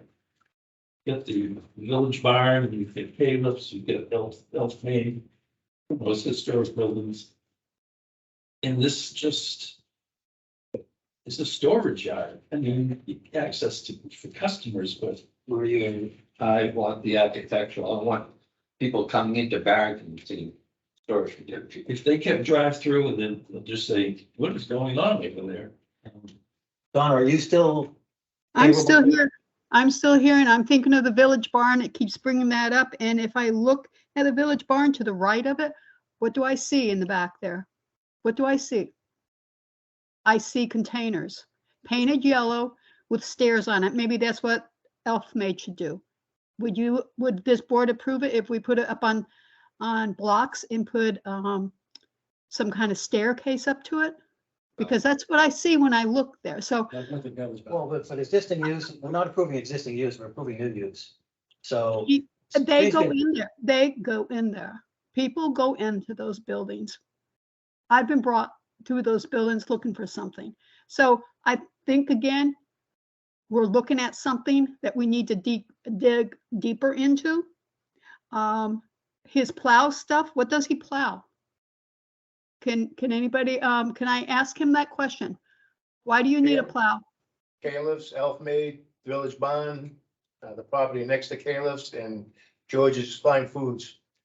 Well, but Don, I will point out, what he's doing now, if it doesn't meet, you know. But you're, That's a code enforcement issue. Part of this application, they said they were gonna move that other equipment out. That was actually part of the presentation tonight. Yeah, but what he's doing now is not appropriate. That's a code enforcement issue. It's not. And that's why he's here now. But that's why he's here. what we're approving going forward is what we're here to approve. Right. So I guess. You want to ask for a continuance, I think you can get a sense, Bob, that if we put it in the road right now, you probably not get what you want. Right. So regrettably, I say that. You want to continue it and come back with something else? Yes. Okay. All right, let's do that. I mean, if you came back with. Hey, I'm not, like I said before, I'm not in love with containers. Everybody thinks I'm the container king. Just so he has a direction. If he comes in and says that, here's the building I'm gonna put up, I need a 2-year time period, and I'm gonna use this in between. Is that something you guys are gonna work with him on? Or if it's gonna be no, he's gotta get the containers out, then it's probably a bad direction for him to say, can you come back with that design? That's, I mean, just to make it so everybody's on the same page and clear, not just leading everybody on and then making enough decision. I would probably entertain that. But it would probably have to be a pretty short time frame, 2 years, but not longer. Well, that's the thing. We talked about a time thing. Could we put that in if he presented a plan? If he did it as Part a of the plan whole would be- plan, and he says, phase 1, I'm gonna do this, and then in this time period, I'll have this building And up. date certain. Right, then you guys Or can they do have stuff. to be moved. I'd be good with 2 years. That's all I would need. What do you think? Anyway, how you? I'm good with putting something in writing, 2 years, yeah. I think also for me, if we're gonna transition to something that passes regulations. Right. A phase plan, I think I would be open to that as well. Yeah, I mean, so you had this idea that 10 years down the road, this would stay. So are you, No, I no, know He the- wants to Just draft. give them input for us. So the building, you not only have to. I might own Caleb's by then, who knows? Yeah, so you'd have to have a layout, not only where the building's going on the lot and stuff, but they would have to have like an elevation design to show what it Yeah. looks like. Yeah. And all this other stuff to meet Yeah. the stuff that's listed as that stuff in site review under the town center. Right. They have that regulations about the aesthetic looks. Well, you can work with John on that, but I'd like to see more professional plan than you just. Well, they need a professional. They would need Yeah. to do the full plan thing, like you said, he would need a whole set of plans. It wouldn't be. Yeah. He would need a whole plan. Just to see- He would need a real full plan set, elevation drawings and everything to do what you guys are talking about doing as a phasing thing. It wouldn't just be drawing something on a piece of paper. Yeah, I mean, I think you were probably reluctant to spend a lot of money without knowing what the result is gonna be. But I think hopefully now you've got some sense that. Yeah. There's a maybe No, perhaps an acceptable endpoint. Yeah, I told John from the beginning, we got no problem complying with what we need to have at the end, you know? Okay. Yeah, come back with the plan and then say, you know, the containers will be there and fenced in, as you suggest. Well, But but you, There'll you're be a requesting a 2-year. continuance. I already did, I thought, but I'll request. Okay, and when would you like to come back? well, you gotta give him time to. Yeah, it's, Get plans. Well, he picks his time and we continue to that. Yeah, okay. So, and if they're not ready by then, he can request. Yeah, further. Because you're gonna need probably a few months by the time you meet. yeah, I'm thinking 3 or 4 months. Yeah. that's fine. Especially if you're And talking. if you're not ready, you can always ask for that. Gotta figure out how many square feet you need. And of course, that building would have to comply with setbacks and everything else. It's not, and because that lot being small like that, 4 you, months is cheap. depending on what you had to put for a building, you might have to go to the zoning board. Probably. So you can do same time meeting with the zoning board as this application here is in place because they technically couldn't approve a building that doesn't comply with zoning without you getting the zoning board relief. You're talking continuous to, say, July, August, something like that? Yeah. Pick one. Let's pick July and. Okay, first meeting in July, what's that? So we may need to discuss that as well, because I believe the first. It's July 11th. July 4th, so is it defaulted to the 11th? It's, or do they yeah, have to because vote the on it? 4th is It's a on holiday. Tuesday. Okay. Once you So July 11th. I'm sorry. You okay with August? They can come July in, I'm 11th. okay with July, July. July 11th or August. Let's do August. August first. I'm good with July 25. What do you do? All right. Perfect. We have to approve. So which, did you pick? So yeah, you need a vote on the No, I think continuance, August. the specific date. Push it over, August yeah. first. In August first? I make a motion, we continue application 238-N-B-23-XR to August first. I'll second that. Okay. Not the yellow line. Just go like. In the MI. Ballot aye, Donna? Masucci, aye. Appreciate it. Good to feel the love. I'm suggest a break. It might be worth 5 minutes. calling, set up a time. You need 10? Five. We'll go over. If there's anybody online or taking a 5-minute break, I'll be putting us on mute. Thursday. Yeah, I don't know what's more painful, surgery or. Line, keep it on. Or-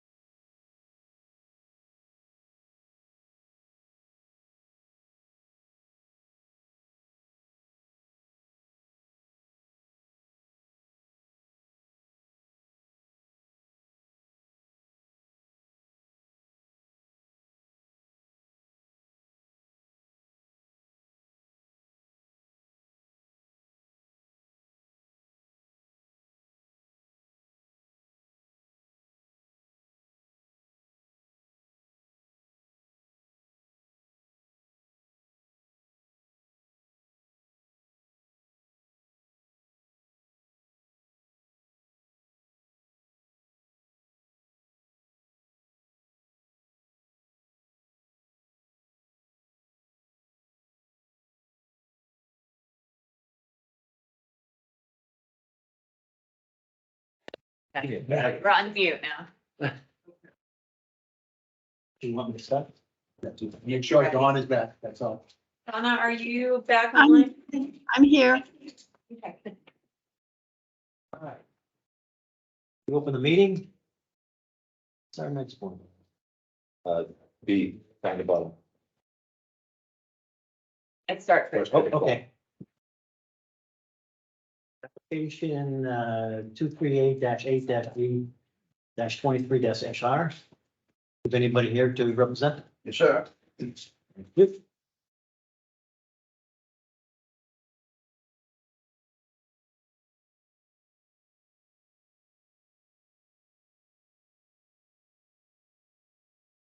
Hello again, everyone. Scott Bull from Build Associates. Here this evening for a site plan review application.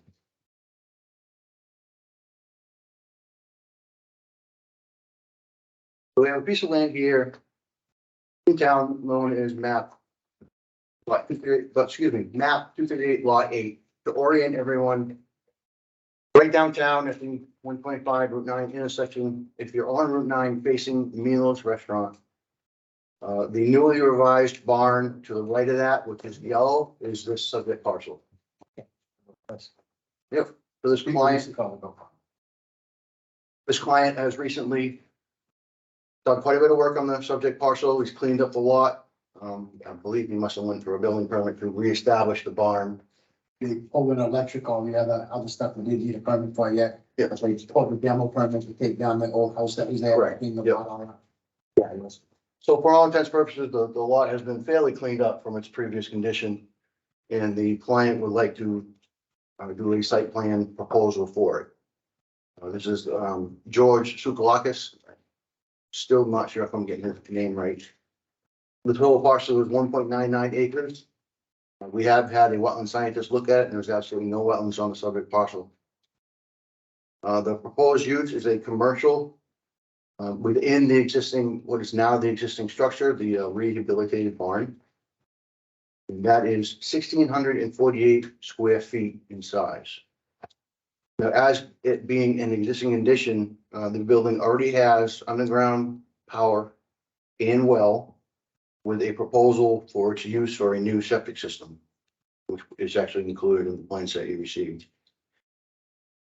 We have gone through the site plan review, application regulations, and applied everything that we thought was mandatory. In this situation here, the client is actually not sure of the actual use at this time.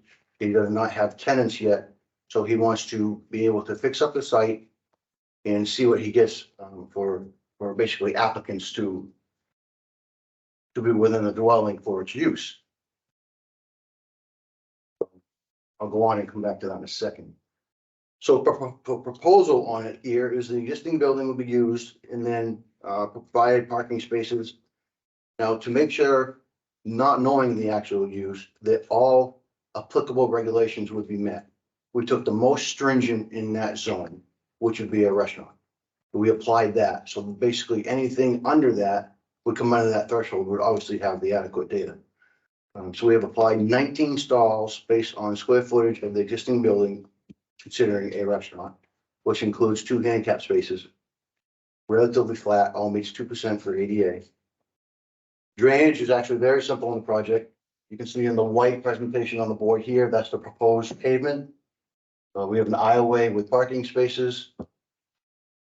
That was the proposed paved area draining to the area in front here, which is bio retention area. Very simple drainage design. For soils in the parcel, we did actually submit test pit data. It's basically all sand. There's a test pit on the property for the septic. It's got a 2-minute burst. For those that don't understand, basically water cannot be withheld in that soil. It just goes out of sight. Just a quick question, so I'm clear. You're talking about the bond that couldn't rehab. Yes. Okay. Yep. So for the proposed pavements, we have the bio retention area that is proposed. It will basically gravity feed into that and be treated. Now, this is in the aquifer protection zone, I believe, and it is in the least transmissive layer. So to meet, it is a very small site, but we basically use New Hampshire DES criteria. And what that requires is Within the bioretention area, normally you would do 18 inches of biomaterial. We have proposed 24, well above the 18 standard.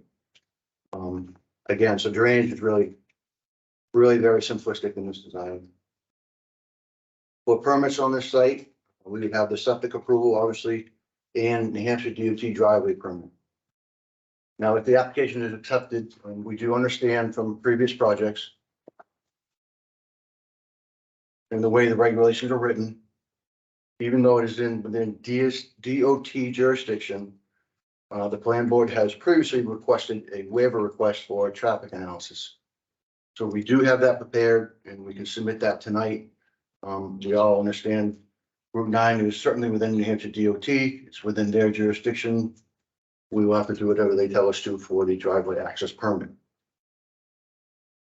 In addition to that, we were requested by planning, as I said, to try and narrow down the proposed uses on the property. Not having actual tenants right now, it's a little bit hard to kind of discern what could or could not be done. So we did provide a very long list, which basically includes does not include the things that could not be possible, but does include all the things that could be possible. When you say it could be, do you start having conditional approval? Correct. So I have a packet I can hand out actually to the planning board for that. You put our planning board's information, we've done this in the past, that way, if they come in with a different tenant, and if it's one of the ones on the list, I can say, go ahead and you can open that business. Where if it's not included, I say you gotta go back to the planning board, so that was the request for the list, just like we did. With the guy over on Commerce Way, when we had them come in, just so they're not coming back every time they change the tenant. John, could somebody save one of those for me too, since I'm not there? I'll scan it and send it to you. You're marking for Donna, I got it. Thank you. So as I said, we've provided basically a proposed list of the uses that the client thinks could happen on the property. And we have not included the other things he is not interested in. It's quite a substantial list. Trying to balance what could be done and the things that he knows that will not be done. It's very hard to kind of nail things down and you don't have people that are actually willing to jump right in. Sure. Well, let me say, that's a little bit of concern to me. The waiver says poses financial hardship, unnecessary hardship, least spirit and intent they lost it. Absent any hardship, they may be able to get, in the village center, there's quite a long list of things that are promoted. So to say that you need, other uses at this point without knowing for sure. No, that's. Anything that has a conditional use permit shouldn't be on this list because they would have to fill out that 3.4 to get that conditional use unless they do it now. So anything that's got a P, a permitted use, which wouldn't need a conditional use permit, is probably what you'd want to have on here, or you would want to apply a conditional use permit to any of the things that he has listed. Yeah, well, my point though, John, is if the conditional use, when you give a waiver, it's gotta be unnecessary hardship. And absent any viable proof of hardship, it makes it hard to prove a waiver. What, it's a conditional use permit, it's not a waiver. Yeah, Well, I'm looking for you. What's the? Yeah, it's not a waiver. Conditional use is not a waiver. There's 5 criteria.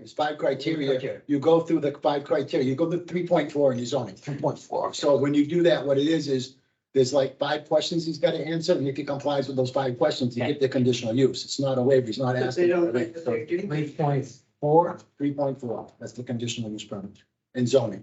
Because this is a 1,600 square foot building, so you're probably not gonna put a drugstore. No, There's one, it'll be limited use and Health club. it's not a. to be honest, in working with the client, it's Wow, I knew there was a Retail the restaurant, criteria. professional Those criteria, offices, you're not granting a waiver. business Just consider service. to reach that criteria. Can't be a conference center unless it's very small conferences. exactly. Can't go to brewery or distillery. Well, conference center could be like a venue. Well, he's asking. That's what we're. Yeah, I'm just saying the size. Oh, yeah. 1,600 square feet.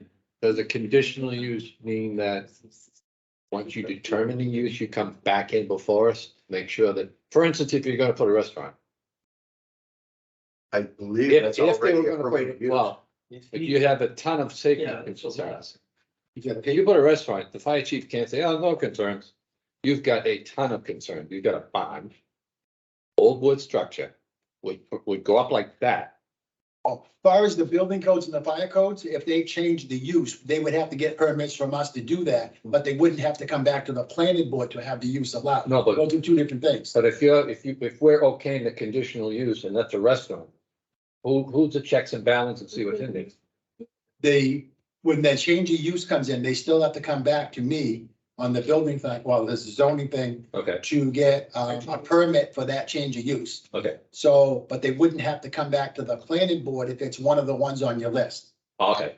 There's, you know, that's. So there's still a checks and So there's balance. still a check and balance, so So the he may restaurant, require them to make improvements or to meet. Well, the you- required so, standards. yeah, so the fire But does we don't come, have and then the company. health officer has their whole things, which the town of Barrington does it through the state health officer, so they come in and do their own inspection and the whole bit. Okay. So, I mean, all those issues are taken care of, this is just to allow the This use. is is why why, you're at here. okay. And just point of clarification, what's PUD? That's a plan unit development, that's, where you have that whole thing, that's kind of that, TIF district they were talking about, where you have 25% residential, 50% business, and 25% open space. That's what that whole PUD is, to where you can mix and match stuff. and stuff. Development, right? And it's allowed in the town center or in a budding lot in the village district that abuts a lot in the town center. Okay, thank you. And there's a whole thing on, there's a whole chapter on the PUD and zoning, and there's a whole nother section in there in site review. So for future planning, we've talked to the client, as I said, he's just trying to get clientele, you know, in here to occupy the building. They do have future plans, which we fully illustrated, he would have to come back here for any kind of expansion. He does see maybe adding a building in the future, which would require, you know, another site plan review. He just doesn't want to limit himself to the available use of the property.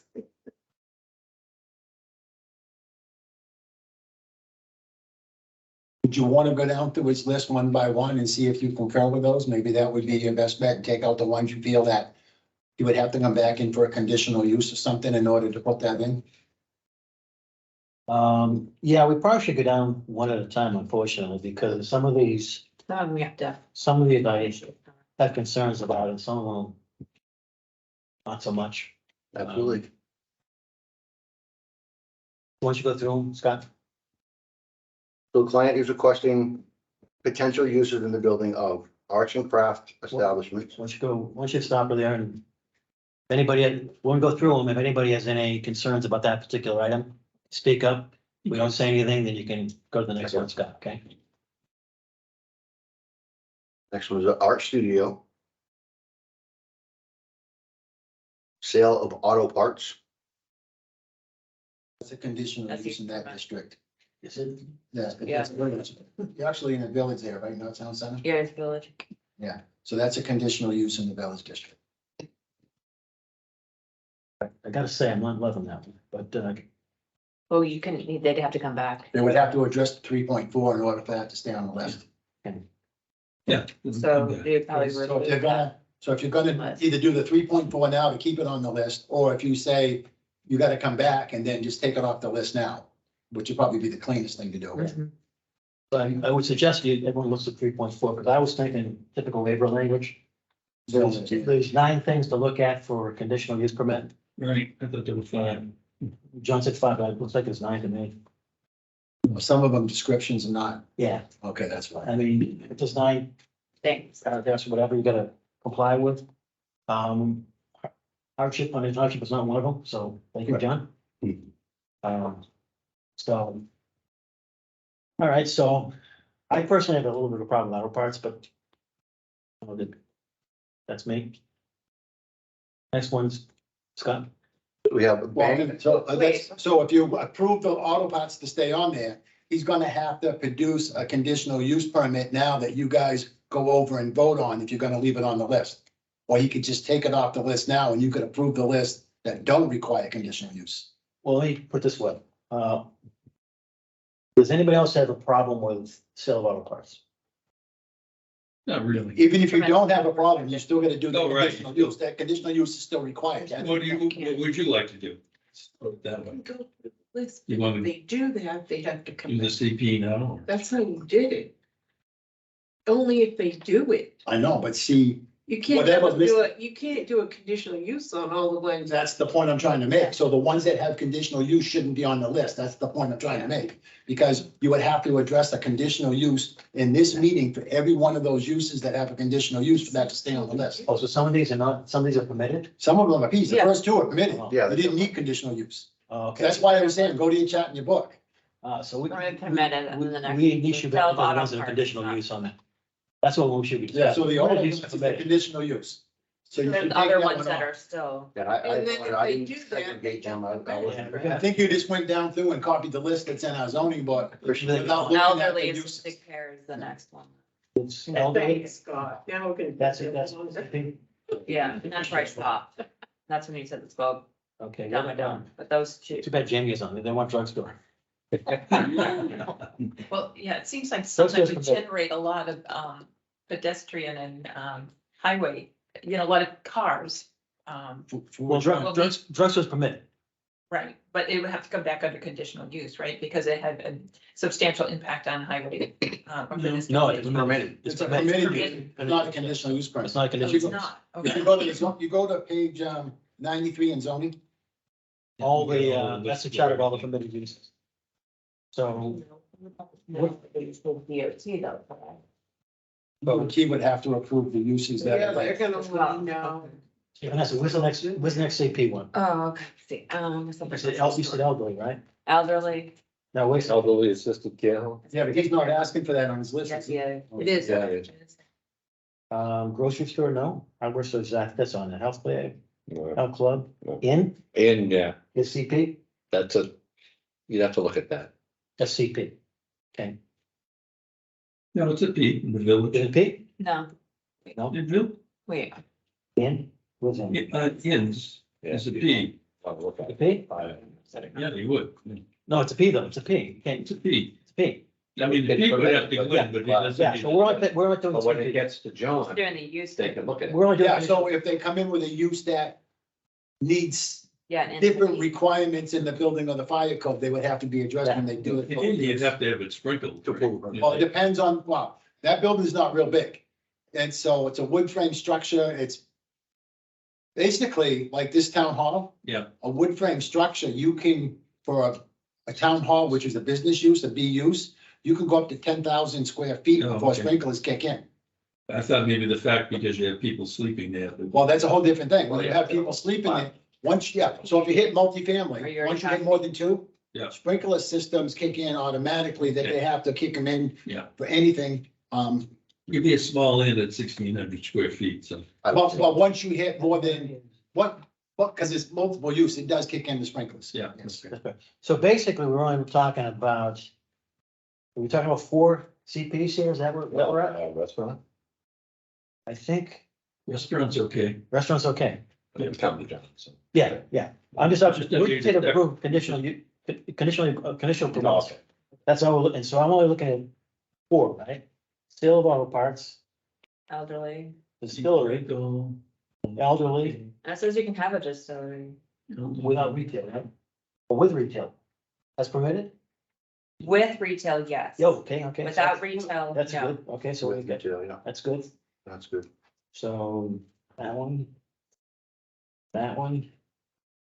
And thirst for this, right? Service or vehicle. N is okay, so I'm only seeing 3, right? Well, you got other ones farther down there. Good. The PUD, get that one? Yeah, Oh, Yeah, yeah. Okay. we got sale of auto parts, elderly assisted care, PUD, and service for vehicle. Certain vehicles is a CP. Publishing, printing's okay. Those are all like the CP ones, Yeah. or not. Okay, so we have a request for 3 conditional use approvals, right? 4. 4? Then which one? PUD is not P? PUD's got a conditional use and then it's got the note 12, so the lot has to abut, Okay, a lot in the town center in order to do a PUD. which this is not, right? So the lot that abuts yours, is that part of the town I center? think so. It's Milo's, it's, I think that is in the town center. You know? Well, thank you. That's pretty close, straight where the line is. I think Needles is in the town center. We got a town center now. Your map. I I thought the zone actually changes right here. That's what I thought. So if the lot abuts, PUD can be in the town center, but it can also be in the village district if the lot abuts a lot that's in the town center. But it's That's one of also the conditions. So it's That's also a conditional use. conditional use, okay. Right, so I think probably all the conditional use ones, if you take off tonight, then he doesn't have to do the 3.4, and that can be his list. And then if he comes back to any uses not on that list, then he would have to come back to the planning board. But that gives him a lot of tenants he can deal with, even taking those 4 off. So let me ask this, Scott, you only take, losing 4 of those, if you, without asking for a 3.4 waiver. Conditional. I would say yes. What would it require if my client wanted one of those, a rehold another application or? No, just to come back. He would have to come back, well, it would be a change of use application, so you wouldn't have to do the whole site plan and stuff. It would just be coming in for the change of use. So mine, Conditional use. Yeah, Right, just, I think we're cleaner just to get rid of those then. I agree. And that was sale of auto parts, the elderly PUD, and what was the 4th one?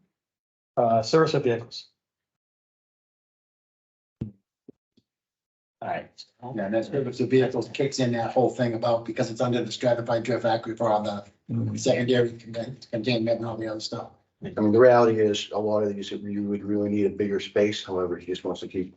Yeah, it's options open. Not going off, yeah. All But a right, lot of things we think are taken off, I think are not likely. great. So that takes care of the list. So I also wanted to note, I know you guys are pretty specific on certain items. We did supply a lighting plan from Sharon Lighting, the foot candles. It should be all meeting the criteria for the restaurant. It doesn't, right? It's, you know, And that's the higher intense use that Ron says is easy to meet. That's right. the minimum is 0.6 and you're only 0.3. I mean, I think that's something to be waived if you request it. Yeah, there still is residential across the street and not I really. think, well, that's more worried about your maximum. The maximum is okay. This is the minimum that we're failing on right now. We're not meeting the minimum. Just kind of safety, but it's not a point to be made, right? Yeah, and it's still use dependent because if we were a lower bracket. Well, that's, you're in the, actually in the category. You're in the- Yeah. No, I meant so, Scott to make an application for a waiver for that. Yeah, like, oh, you got a waiver? Okay, we can give you a waiver, you fill it out tonight. I'm okay with the waiver. Okay. So, They should be two, don't fight me on the waiver that much. oh, you took them because- out? We will, I'd be happy to request that waiver. And then for site plan, we also Wait, issued a maybe- landscape I plan, What, I'm sorry? a landscape plan. It was, you know, a kind of a, I guess, a down and dirty landscape plan. It does add some color and some species to the site. As I said, the client does have future plans. You need them. Thank you. Future plans to expand on the site. So it really didn't make sense to kind of go crazy with the landscaping. There is some existing vegetation that is going to remain, which actually isn't highlighted. The leaves are proposed, and then there's existing trees, also on the property that are going to stay there as well too, so. There's more than it actually looks like with the red, but so we did do a landscaping plan. Obviously, this will be a bioretention area here, and everything else will just be loam and seed. So a far better probably than it was, in previous years, so. Yeah, it's gonna be more better.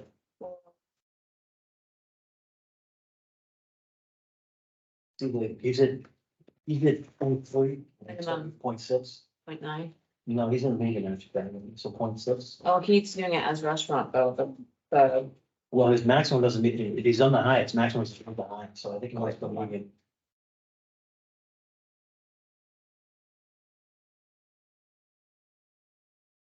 Right, I don't think it's not a good. he fits the medium of that. He plans that, I don't know. It doesn't need to meet them. But medium does. Maximum though, right? Well, the maximum. You can't go over the max is what it is. Yeah, Oh. he can go the max. He's got to stay under the max. Oh, and he has to have at least 6. But he, on the minimum. He's 0.3. Is the worst spot, but he's, you know, the closer place of the building, the more I tablet. was gonna say, I'm gonna look around. the building. Is not bad, so I think it's, okay. A waiver, so you're asking. for I a think waiver. he should ask for a waiver. That's what he's filling out now. Yeah. Did you give me the section? What section in the zone? Ah, That's that thing right there. In table 8, that is. How many do you need? Or Just the one for the lighting. Point 12 for outdoor lighting design standards. Table 8. Minimum or medium, No, minimum, Minimum threshold? yeah. yes. Or it should be 6. Yeah, minimum 0.6. You submitted, they got plan submitted as 0.3, Scott. Do a line, 1.3. At minimum. Now you guys know what's going on. When this meeting's over, you can volunteer to become a board member. do you want to be a planning board member? I see you looking at each other. It gets easy. Without No, hope. Still No, it longer, doesn't. still longer. It's not easier. They say you're gonna understand some of it. Uh,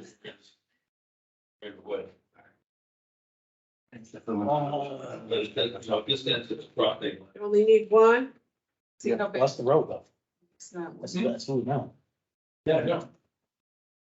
While we're evaluating that, I did have a request. Is that in the regs? I don't know.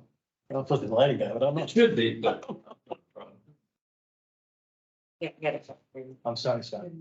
So we had a request as to, I do realize the normal standards for a regular site plan under majors to send it up for engineering review.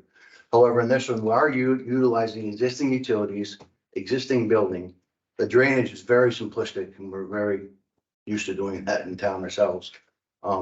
We feel it's really not necessary for a full engineering review, especially based on the fact that the whole access criteria will be reviewed by the state of New Hampshire, and the septic would be per town and New Hampshire DES. That really doesn't leave much for the engineer to review as it is anything. We realize this is up to the board, and we just want to request that. All right, a quick question then for the full plans. Your lighting is strictly coming from the pole mounted lights. You're not putting any lights on the building? Yes, and that's been, they've just rehabbed that building, and to put the wall packs on, I kind of doubt they'd want to be tearing new holes in the building to rewire it for the wall packs. That's usually something you need to think of ahead of time. So we did go with the poles. Okay. It's existing building, only for lighting, we require them to locate the lights on the renderings. Because I'm pretty lighting the lights on the building. Existing For building, proposed building, but. Yeah, is it the proposed building? well, that would be for a proposed building, seeing this is existing. Yeah, well, you're still supposed to figure lighting, like you're supposed to put them on the existing building. But whereas existing building has no light packs on the building, does anybody feel a need for renderings? Renderings are part of the requirement. You know, front, side and at the back or something like that. You're asking for that to be waived, right? If needed. Renderings was required for. Is there a secondary entrance or exit? Forget what the lights on the. Oh, for the light. I believe in the light. back, you know where the utilities are, I think there's a secondary door over I'm here. talking about. Is there a lighting for that? I'm seeing 0 to 0. There's nothing said in this. Because there isn't at this time. Yeah. I'm talking to the lighting. So I don't see any need for that. We Does can anybody add else it. feel? No. Wait, All right, And that's not a waiver thing. That's something you can request if you want to or not if you don't want to. So So there's once no you- action to The take. building light. you'd be looking at it once there's a use. For example, he thinks there's a secondary entrance on the right side. Right, so we would look at it for whatever the use is. And right now, there's no lighting there. It's at 0, 0. So if it requires, right now, there's an access door and I think it has just a light over it or beside it or something that was there when they did siding that they got added Oh, on. I didn't even realize there was a Well, light there's outside. there's a light required at all doors, because of the building code. No, it's just not So it depends recorded. on what the use is. The use changes, not only for the exterior, but also the interior use. The interior usually has more requirements because of the fire code and the intensity of the use. The higher intensity use, the more. If you have a kitchen, The kitchen changes, all kinds of things. There's a lot that changes if you put a kitchen, right? that'll be handled later. Yeah, and the building, when I was in there looking at the base wiring and stuff they did when they first got started. That's when I told them they had to come here, but, it's really set up more like a small retail than it is for a restaurant. The odds of that becoming a restaurant would take a lot of interior work, where if they just did retail sales in there with a small business thing, we take almost no work. All right, so Scott, let me summarize what I think you're asking for. You're asking for 3 waivers, right? Asking for traffic, you're asking for lighting, and you're asking for engineering plans. Is that correct? I don't think engineering is a requirement, it's just something the board usually does. I don't think you have to He's wait. asking to not, because traditionally that we've been operating since this is a major site plan, it would go to CMA for review. Yeah.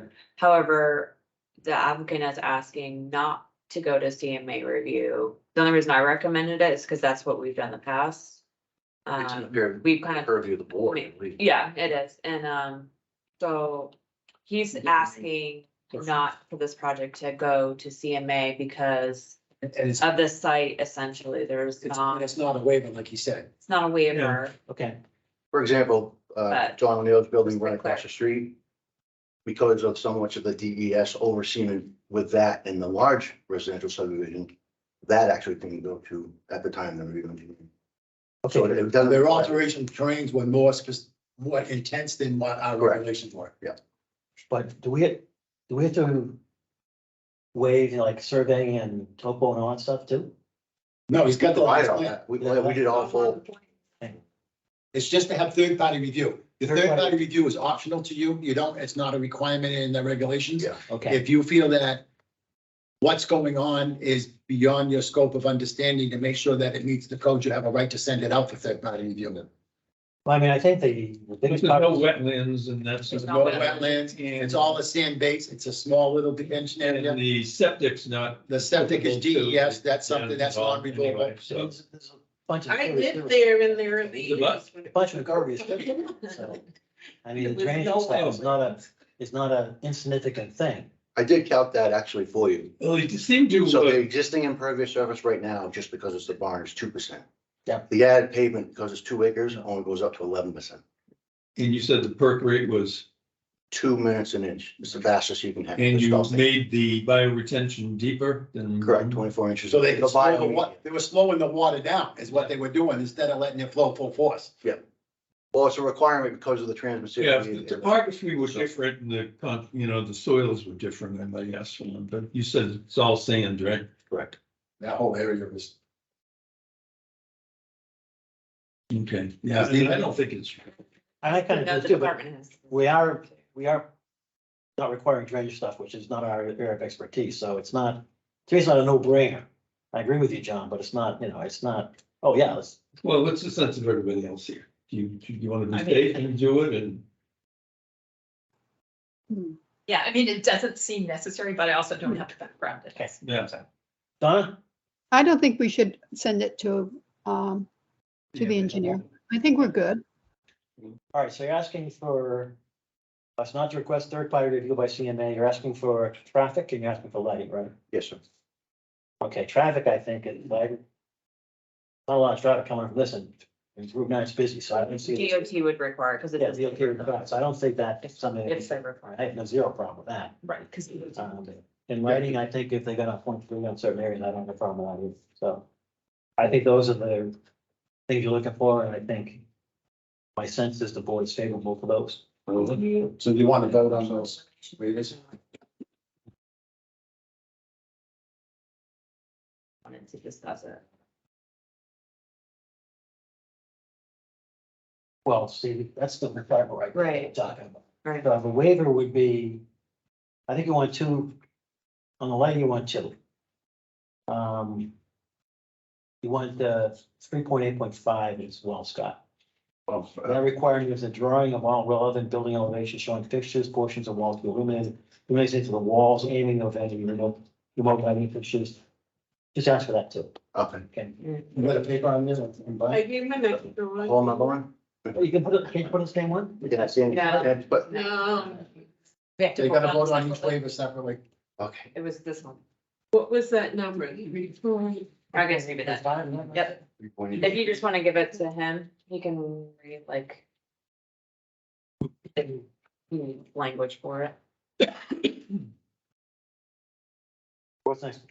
That's we voting the waivers. 3.8.5. You can Yes, take public comment when. we don't do application is complete. We already did the application. No, they have not. No, Not yet. but you wanted to do the waiver, because last time you told me not to do the application is Wow, complete. the waivers, the waiver that's a requirement of an application, I mean, to fulfill an application requirement, Oh, that has to be done first, but the waiver on Wow. specific things on the site, you can, usually you accept the application first, then you address those waivers, because that's part of your discussion. They're two different types of Okay, requirements. I make a motion, we accept application 238-8-B-3-I as completed. Second. Oh, go ahead, Andy. Second. Ronnie, Andy? Debbie Elroy. Just go ahead. Yeah, mine. Howard, I, Donna? Masucci, aye. So. Go now, public comment or waivers? waivers, to vote on each waiver. So I have one, Scott, did you say you had one prepared for the DOT traffic study? Yeah, it's attached. I think I saw her. We'll hand out waivers tonight. Oh, That's right. That's what I did. Behind the I list. thought I saw her attached it. Thanks. Do you want to read them or you want me to read them? I won't hear it. I knew it. That's like you're looking relaxed over there. What's happening? What are you giving us?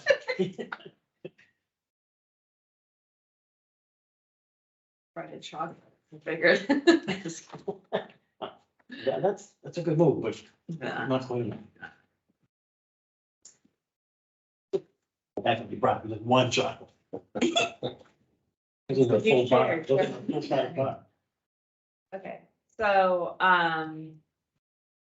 until I read the first one, the requirement for traffic impact analysis for section 4.14, since, DOT has jurisdiction over, Page 2. those requirements. And granting that waiver, or not granting the waiver would pose an unnecessary hardship to the applicant, and granting the waiver would not be contrary to the spirit and intent of the regulation. So moved. Second. Debbie Elroy. Just go ahead. Yeah, mine. Howard, I, Donna? Masucci, aye.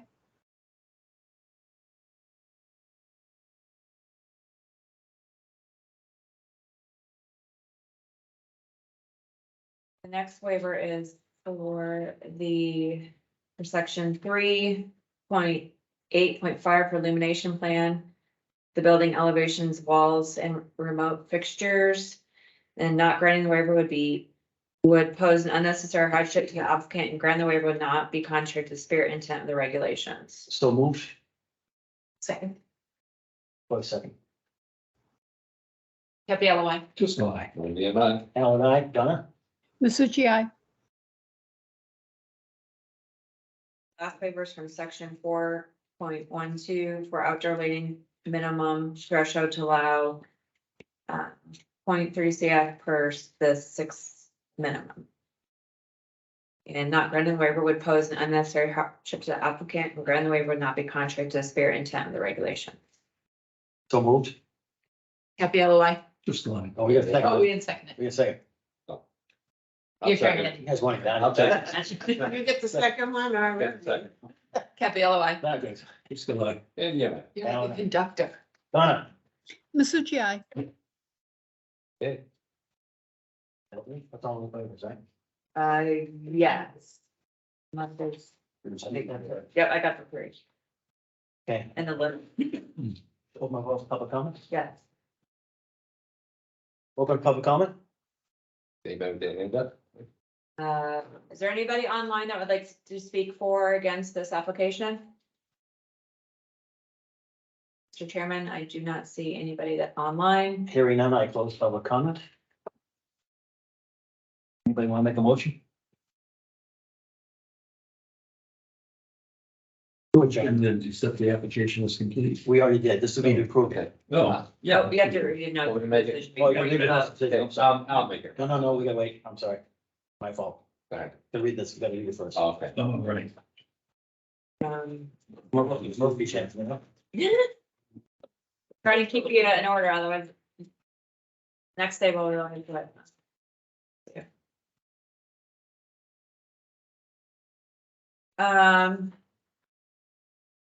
Right, for precedent conditions, which are not met within 12 calendar months of the day of February 7, 2024, the board could be considered to have lapsed unless a mutually agreeable extension of grants of the board. For the conditions precedent, I'll start with the waivers, that the planning board approved waivers on February 7th. Or 4.14, 3.8.5, and 4.12 of the site plan review regulations, and will be added to the final plans. The next are corrections that need to be made to the following plan notes to address the site plan regulations. Section 3.2.10, parentheses 4, section 3.2.10, parentheses 5, section 3.2.10, parentheses 6, section 3.3, parentheses 5, section 3.3, parentheses 6. Item number 3 would be adding to the final plan notes, the list of the approved uses for tonight. NHDOT driveway access permit approval number, NHDS septic approval number, AOT permit number, owner signatures, professional surveyor signature. A copy of the, yes, No AOT. you don't need an AOT, okay. I didn't think so, but on one of the plan notes, I think that, I may have, but extension, but. okay, I'm just making a note to make it that's fixed. I remember seeing it on there and I didn't think you needed one, but it's still off something.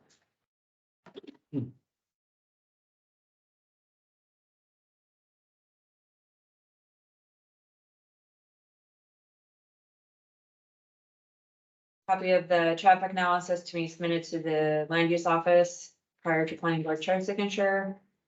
Addressing all planet comments, any outstanding fees. Applicant to submit 3 full-size and 1 11/17 copy, PDFA, and supporting documents as required in Article 3 of the Barrington Site Plan Review Regulations. Is the applicant engineer shall certify in writing that improvements have been constructed as approved prior to the issuance certificate of occupancy. That should be under the subsequent quick conditions. The second under subsequent conditions where no active and substantial work required its approval has commenced upon the site within 2 years from the date the plan is signed, this approval shall expire. An extension not to exceed 1 year may be granted by majority vote of the board as long as applied for at least 30 days prior to the expiration date. The board may grant one such extension for any proposed site plan. Other plans must be submitted to the board to review and ensure compliance with these and other town ordinances. Active and substantial work is defined in this section as being expensive 25% of the infrastructure improvements required approval. It's my phone talks. Infrastructure shall mean this instance construction of road storm drains improvements as indicated in site plan RSA 674-39. And item number 3, the current use stipulation. As far as RSA 79A, Hampshire Department of Revenue Administration rules are satisfied. We good? Okay. Now you may vote on. Well, motion approved. Second. WLY. Just going. Allard, aye. Donna? Masucci, aye. Congratulations. Hey, thank you very much. It's in there somewhere.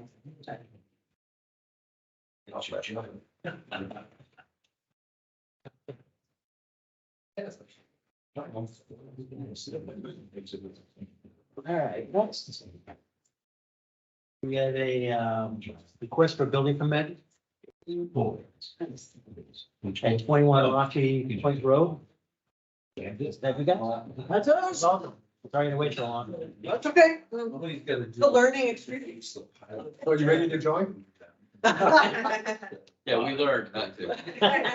They learned not to. I'm glad there are people that do this. I just never knew that it was so detailed. It's been very eye-opening. Yeah, it's, sometimes it's nitpicky. There's only this many rules. That's not so bad. And then you've got. And then there's like 6 of those, right? Then this is for the town rules, then you got state rules. Then there's the state rule book. Sometimes, the things we got to do, I would see nitpicky, but if they were approved and we didn't give them those waivers, somebody else could go back and say, Oh, I you got approved appropriately, blah, blah, blah. So get it. it's important to follow the rules. All right, so we're No comment, no comment. All right, sorry, go ahead. Robert Road, right? This is private road waiver that we're requesting in support of our building permit application to build a new house at 21 Rocky Point Road, which we bought in May of this year. We are looking to replace the structure within the same footprint and within the same deck structure, utilizing the same well and the same septic. And all of those plans have been turned in. We've turned in also the shoreline permit approval by the state. Okay, so you're asking, the requirement is that 10%. For that 10% road Yes, waiver, to be- yes, so in doing that project, we have to ask for the road waiver, and we're asking for the road waiver to be consistent with the road waiver that was granted to the Tories at 68 Rocky Point Road in June, I believe, of this year. The road is in good condition and accessible to all emergency vehicles.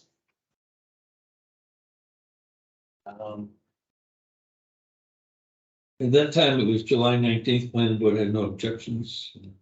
10% to waive 10% requirement because the widening of the road would encroach on the neighbor's property.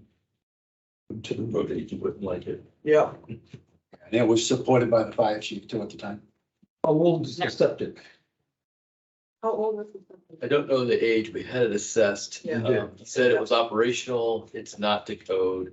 We have a plan for a new septic. Oh, We're gonna do That the was house submitted with the building permit. So you are going to upgrade. Yeah, we're gonna have to. Eventually. That's the You want any backups into your new house? That is correct. We don't want that. Yes. And I see you got a signature sheet with a lot of your neighbors saying they're supportive. Yeah, I signed that sheet. Yes. Thank you.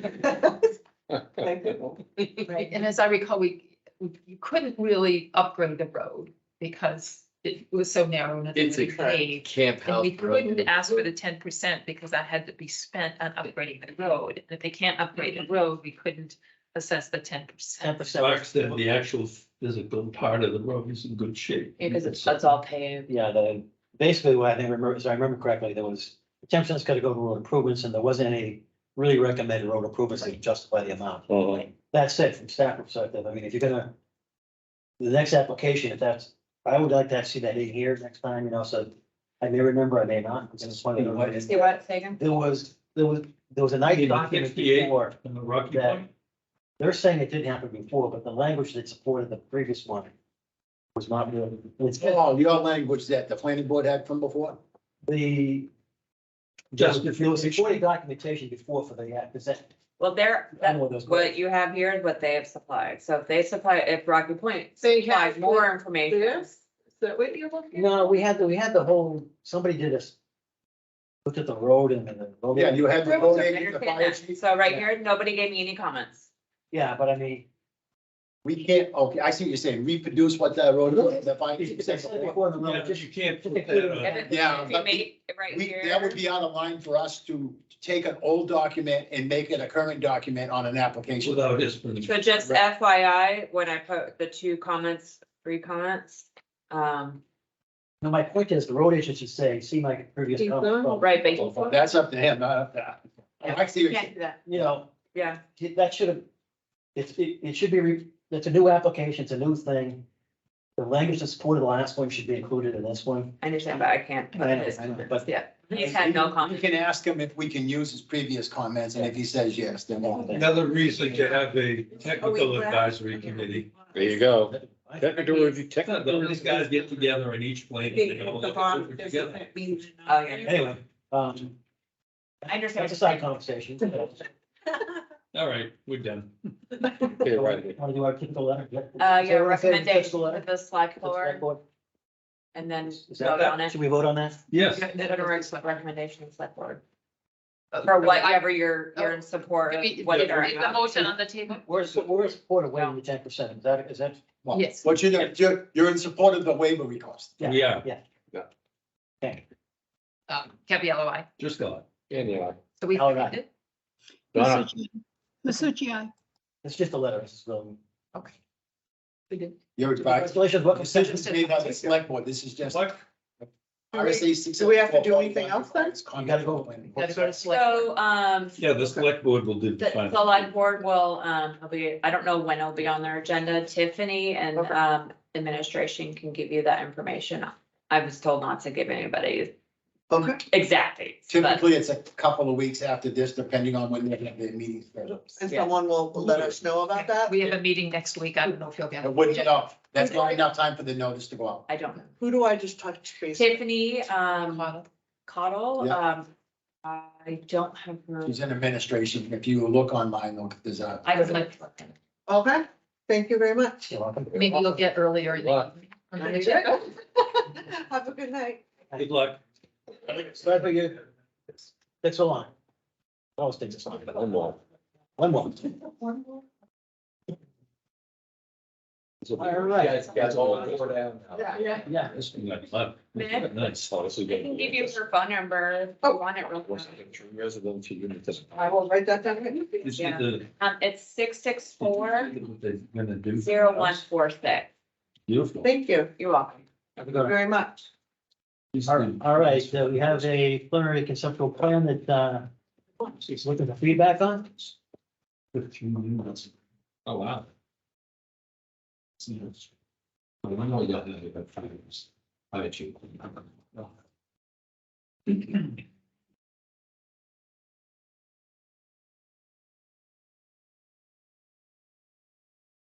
So my name is Daniela Mubius, from 14 Winkley Pond Road.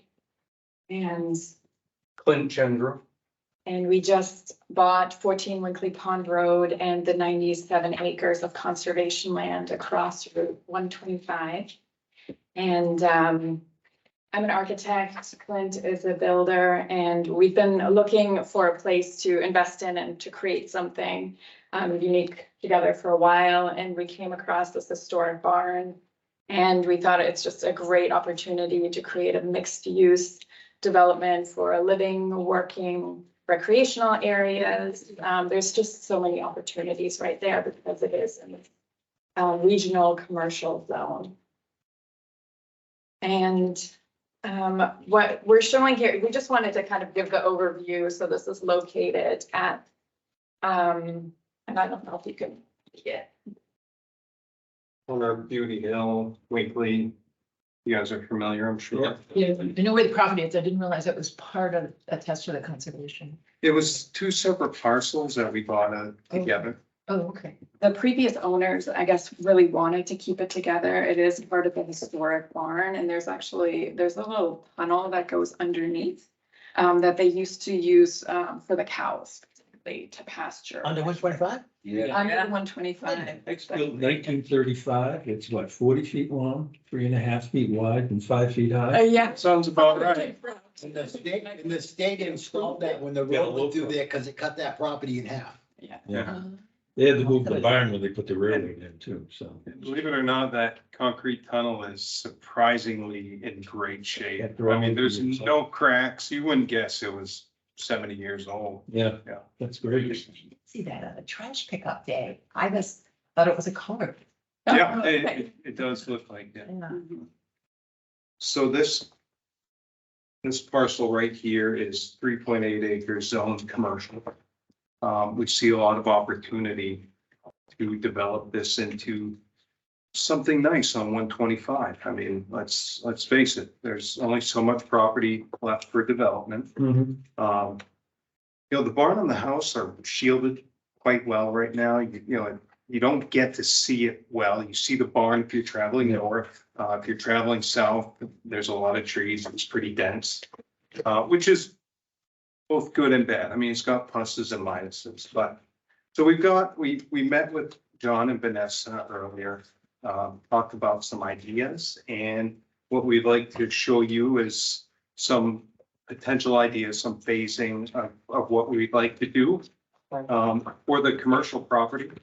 And side note, we do have some plans and ideas for the conservation land that we're hoping to tie in, and we'll try to keep it brief, you know.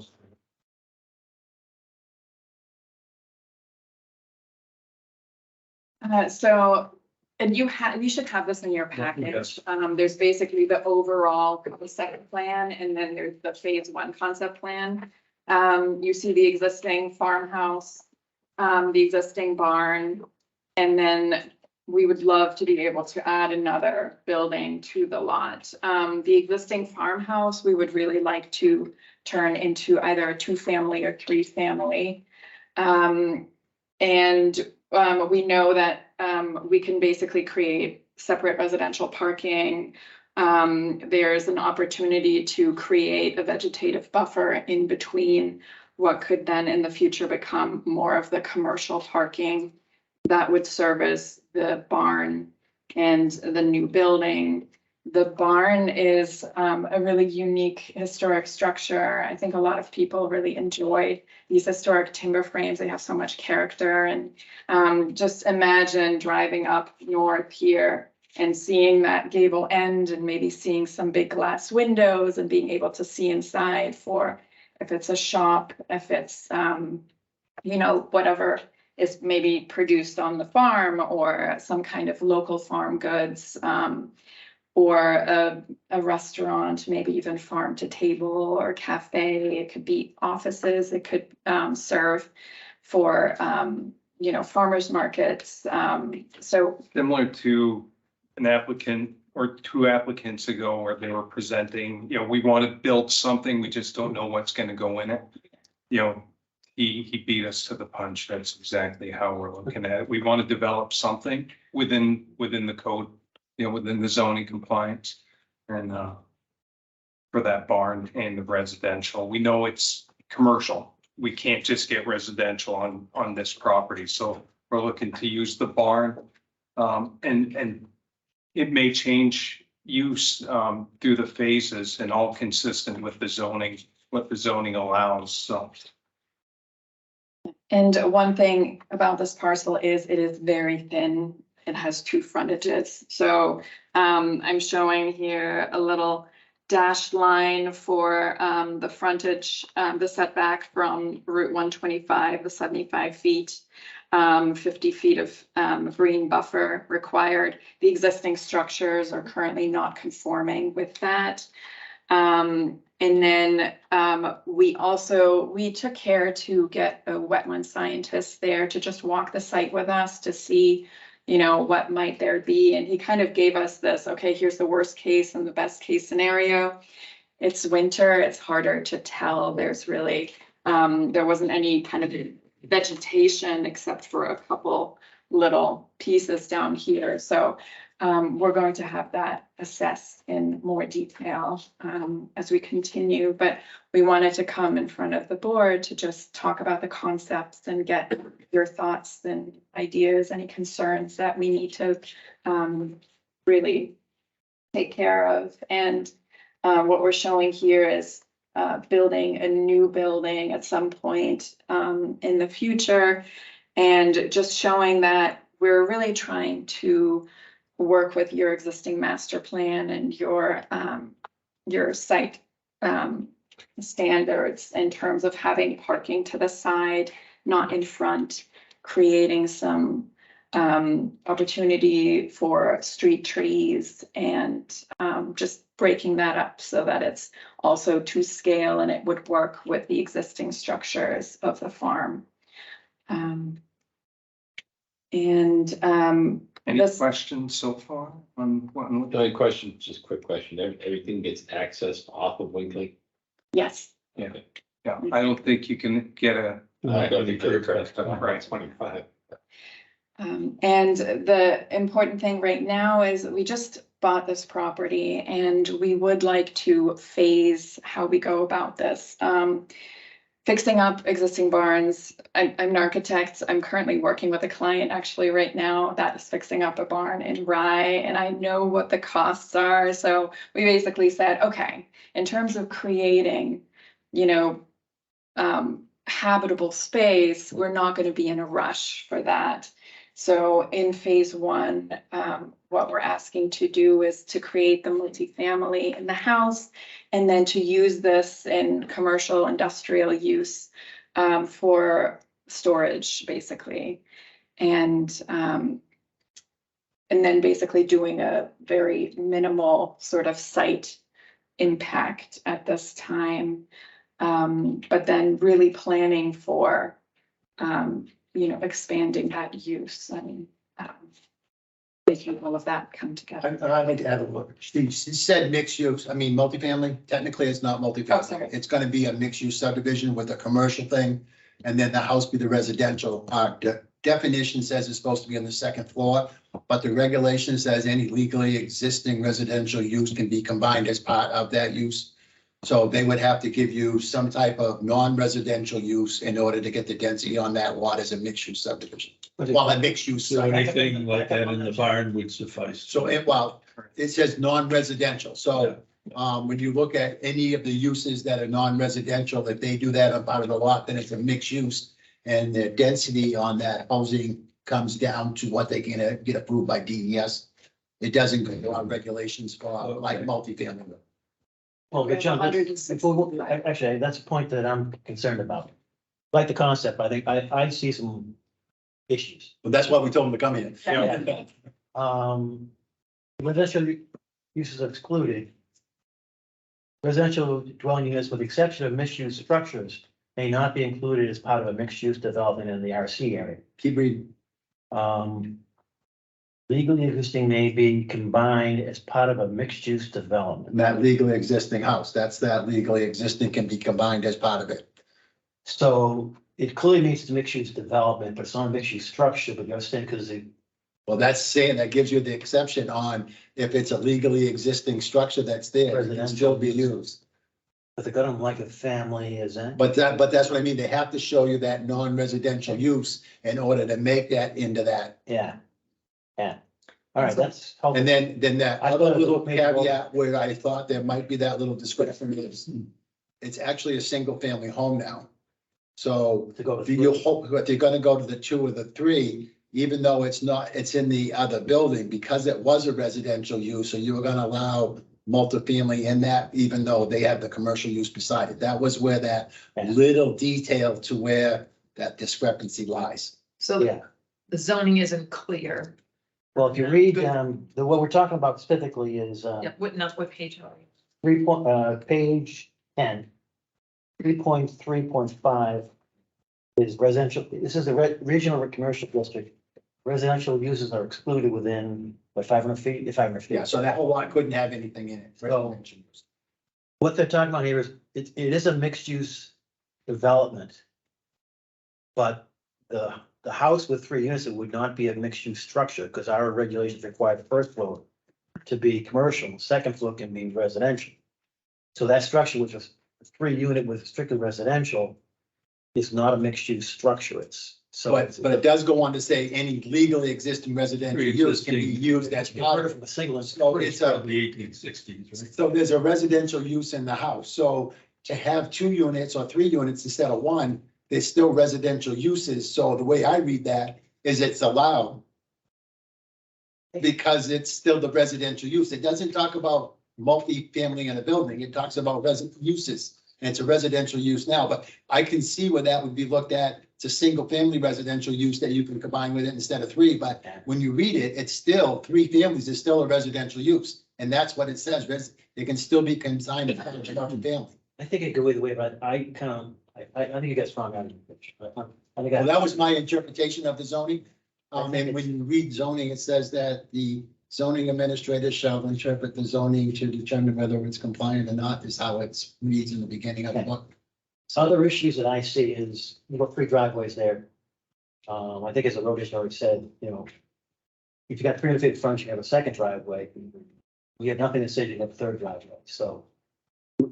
be, I mean, Mark already had that conversation. so you have to have a waiver or something, a discussion, but how many feet of frontage you have on the? It's a little over 800 feet of frontage. So even if you said, you know, you can have one every 300 square, 300 linear feet, if one of you haven't got like a three, that'd be a little bit of a problem. I mean, Yeah, and depending on the use of the future phase two building, really would set the parking, you know, the amount of parking and that's. we're talking driveways is what the issue is. You The can't curb cuts. Yeah, You can do two curb cuts by have two regulation. driveways if you have more than 300 square, 300 linear.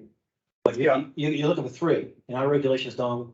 No, I understand. I guess what I'm saying is depending on the use of this building would determine if we even needed this portion of the lot. Or we So- pull it down. It could slide down if we couldn't get that third curb cut and Right. expand the The other lot. one bigger. Yeah, yeah, so. I think the survey will give us more information on that as well. I think in this, we were kind of looking at, okay, what if worst case scenario, this is what we end up with?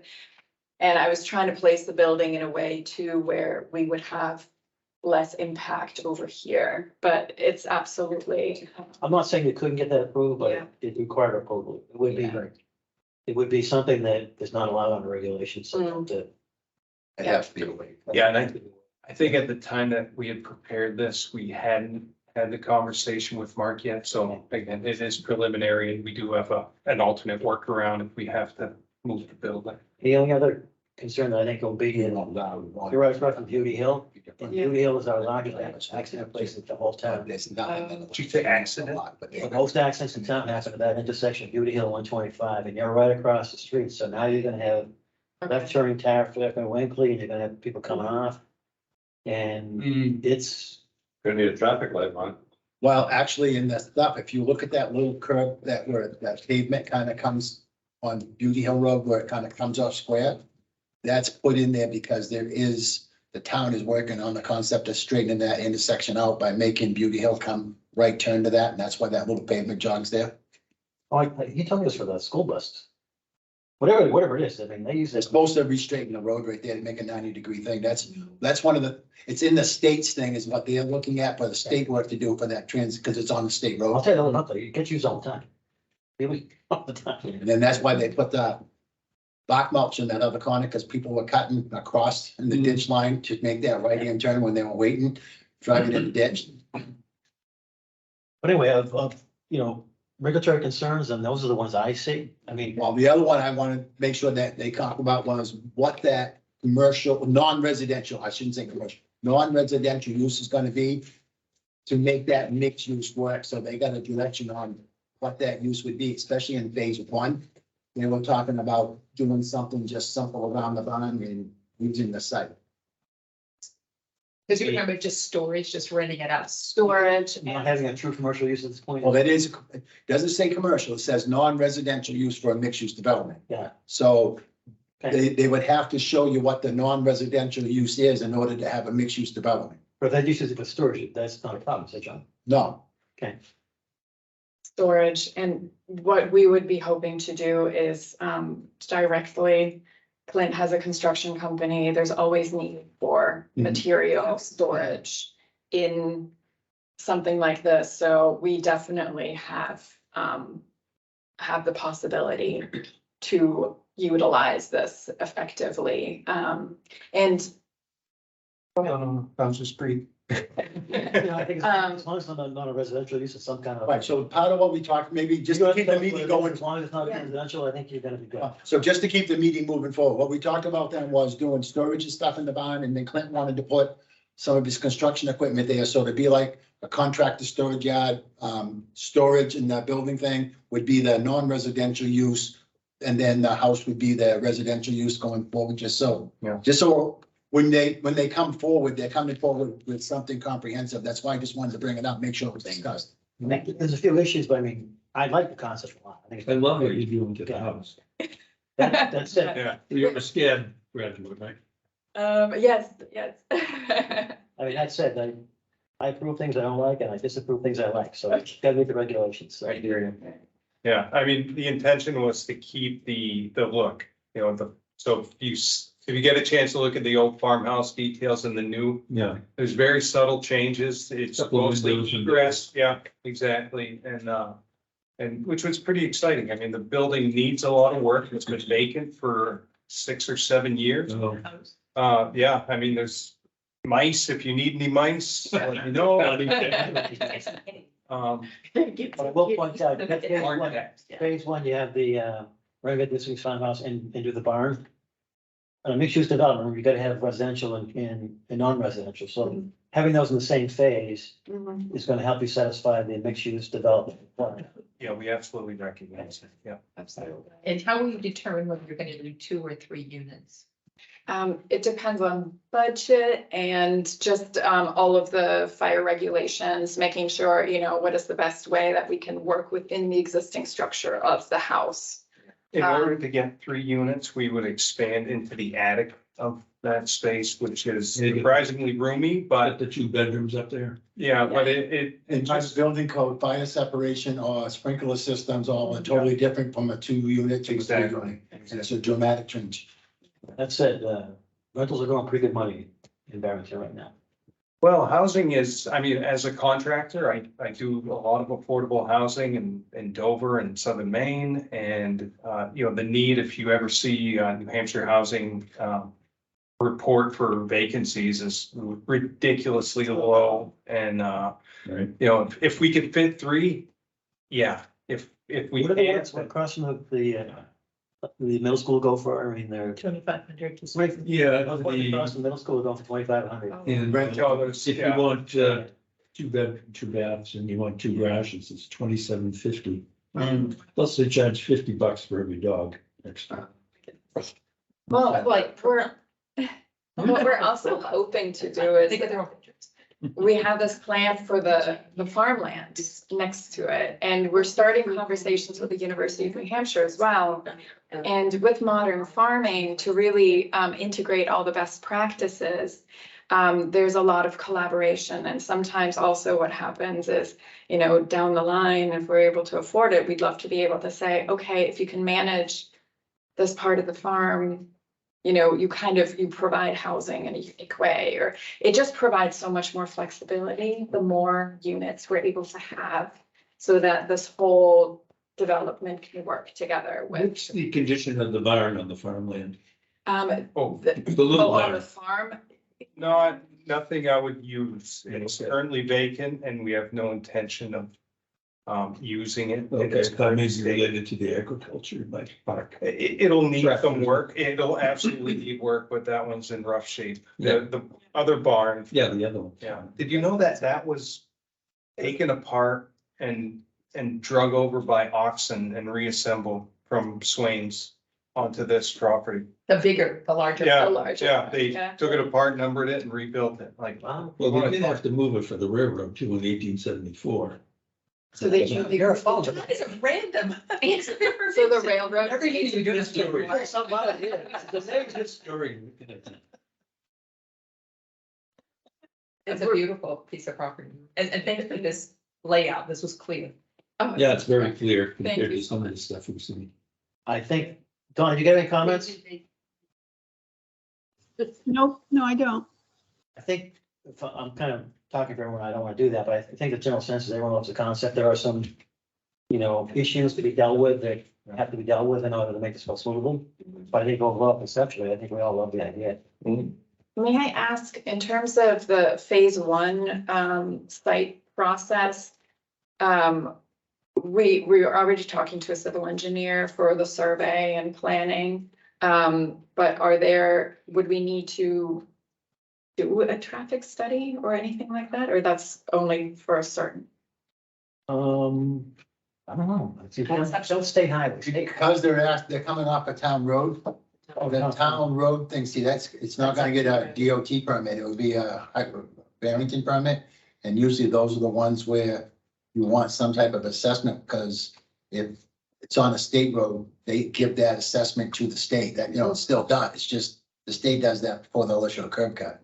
That would be minor traffic study if you. I think you could do the minor on this, especially on the phase 1, there's not gonna be a high traffic count. If Right. they're just doing storage in a contractor storage yard, the traffic is gonna be minimal. Now, if they do something in the other building where they're having a lot of retail coming in and everything else, then the traffic count goes up, and that's gonna be a different issue at the intersection. But to get you done through phase one, I think that would be. The minor one, I think should more than suffice, because even if you do 3 residential uses, storage in the building and a contractor storage yard, the traffic count's still gonna be relatively low.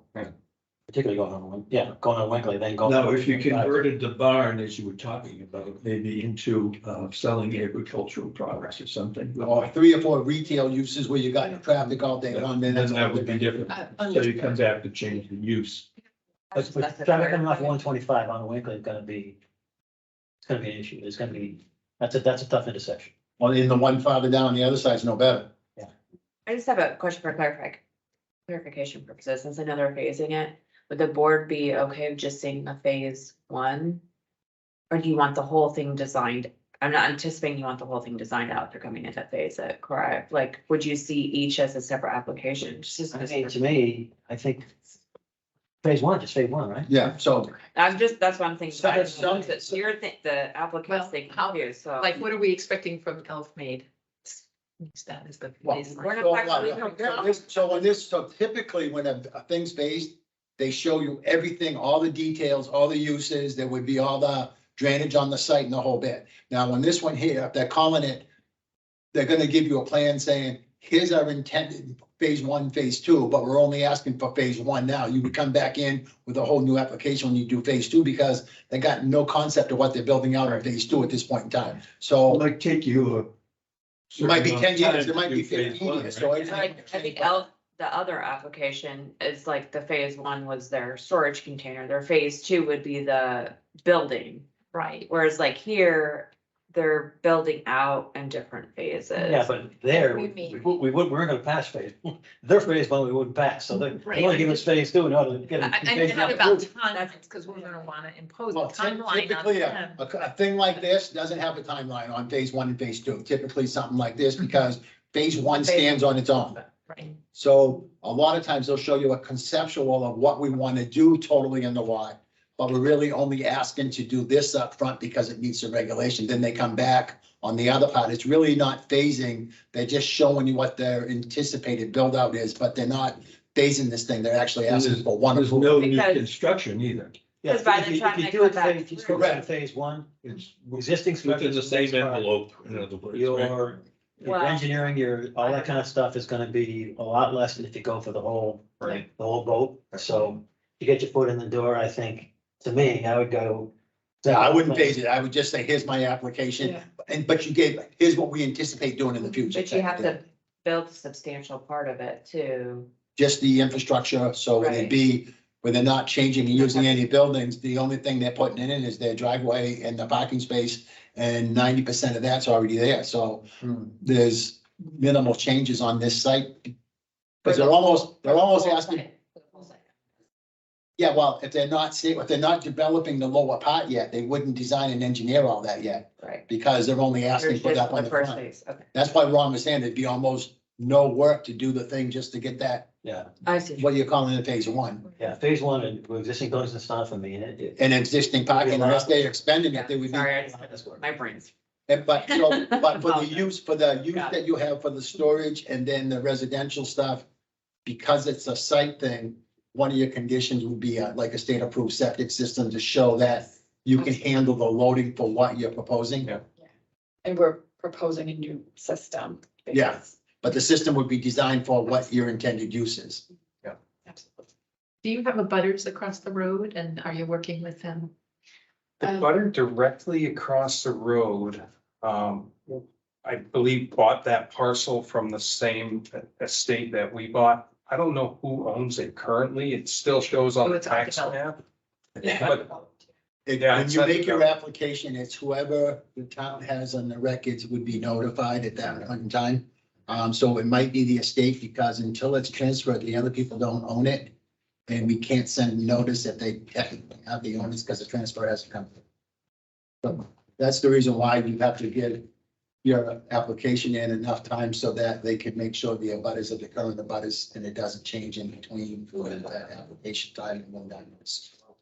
We met a couple of neighbors, so one came by and. Very friendly. Super friendly, and everybody tells us stories about, you know, the farm and. Yeah, if you're gonna have a farm, then just be careful because there's a ton of animals. Yeah. So it's. Something like that. No, I think we basically, we wanted to present a concept for future phases too, to get your general. Now, no, you know, take your thoughts on, is this something you would like to see in Barrington? Is this something to continue, you know, working on and putting on? Yeah, obviously get late, you get. Well, especially because, you know, it's so narrow, very likely we will. That's why. But phase 3 could be a problem Yeah. with the buffers and everything, so it's best to separate phase 3. Yeah. All right, I'm gonna be a little bit abrupt here Okay. because you guys already take me too long. You guys All right. any more questions? Nope.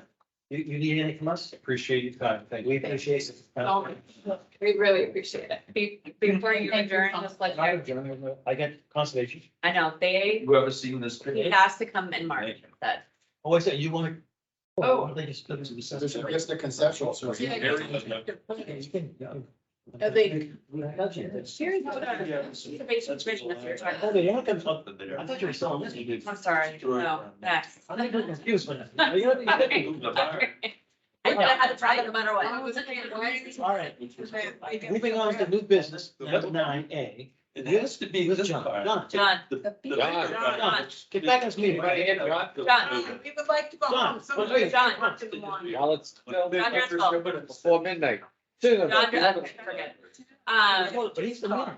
Well, no, I probably doesn't know. So when we had the discussion before with the board, and that we met with the consultant, perhaps not moving forward, relay that information to the Conservation Commission. He wanted to come back after reading the minutes from that meeting.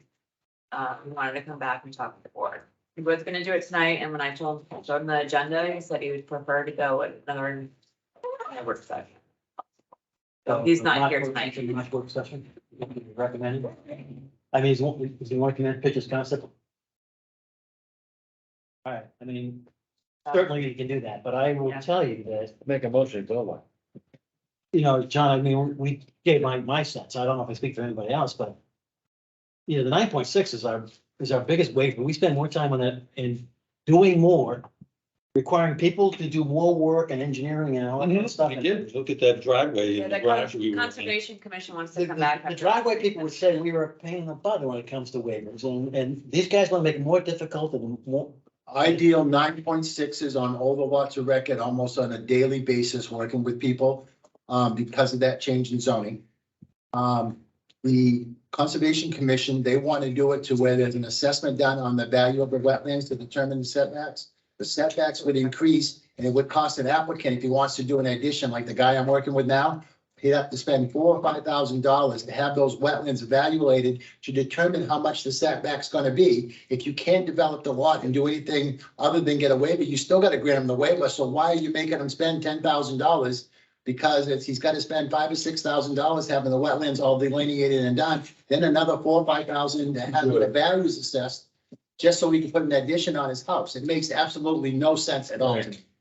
Well, I always say it makes no sense, but it doesn't make a lot of sense for sure. No, in 2018, there was a petition to increase the wetlands. Right, so he to just wants to come back. 100 feet. All right, It was signed by all the Conservation Commission people. Right. Because I was on lost the, by. I was on the planning board then. No, he Yeah. just wants to come back and All talk. right, He's you want not to here come back tonight. in work session in March, so What? second meeting in March. I'm He- assuming I'm gonna say he's not this, here. get a sense where I'm at, but, He did, he wanted to be put on the agenda, but he said it's on the agenda.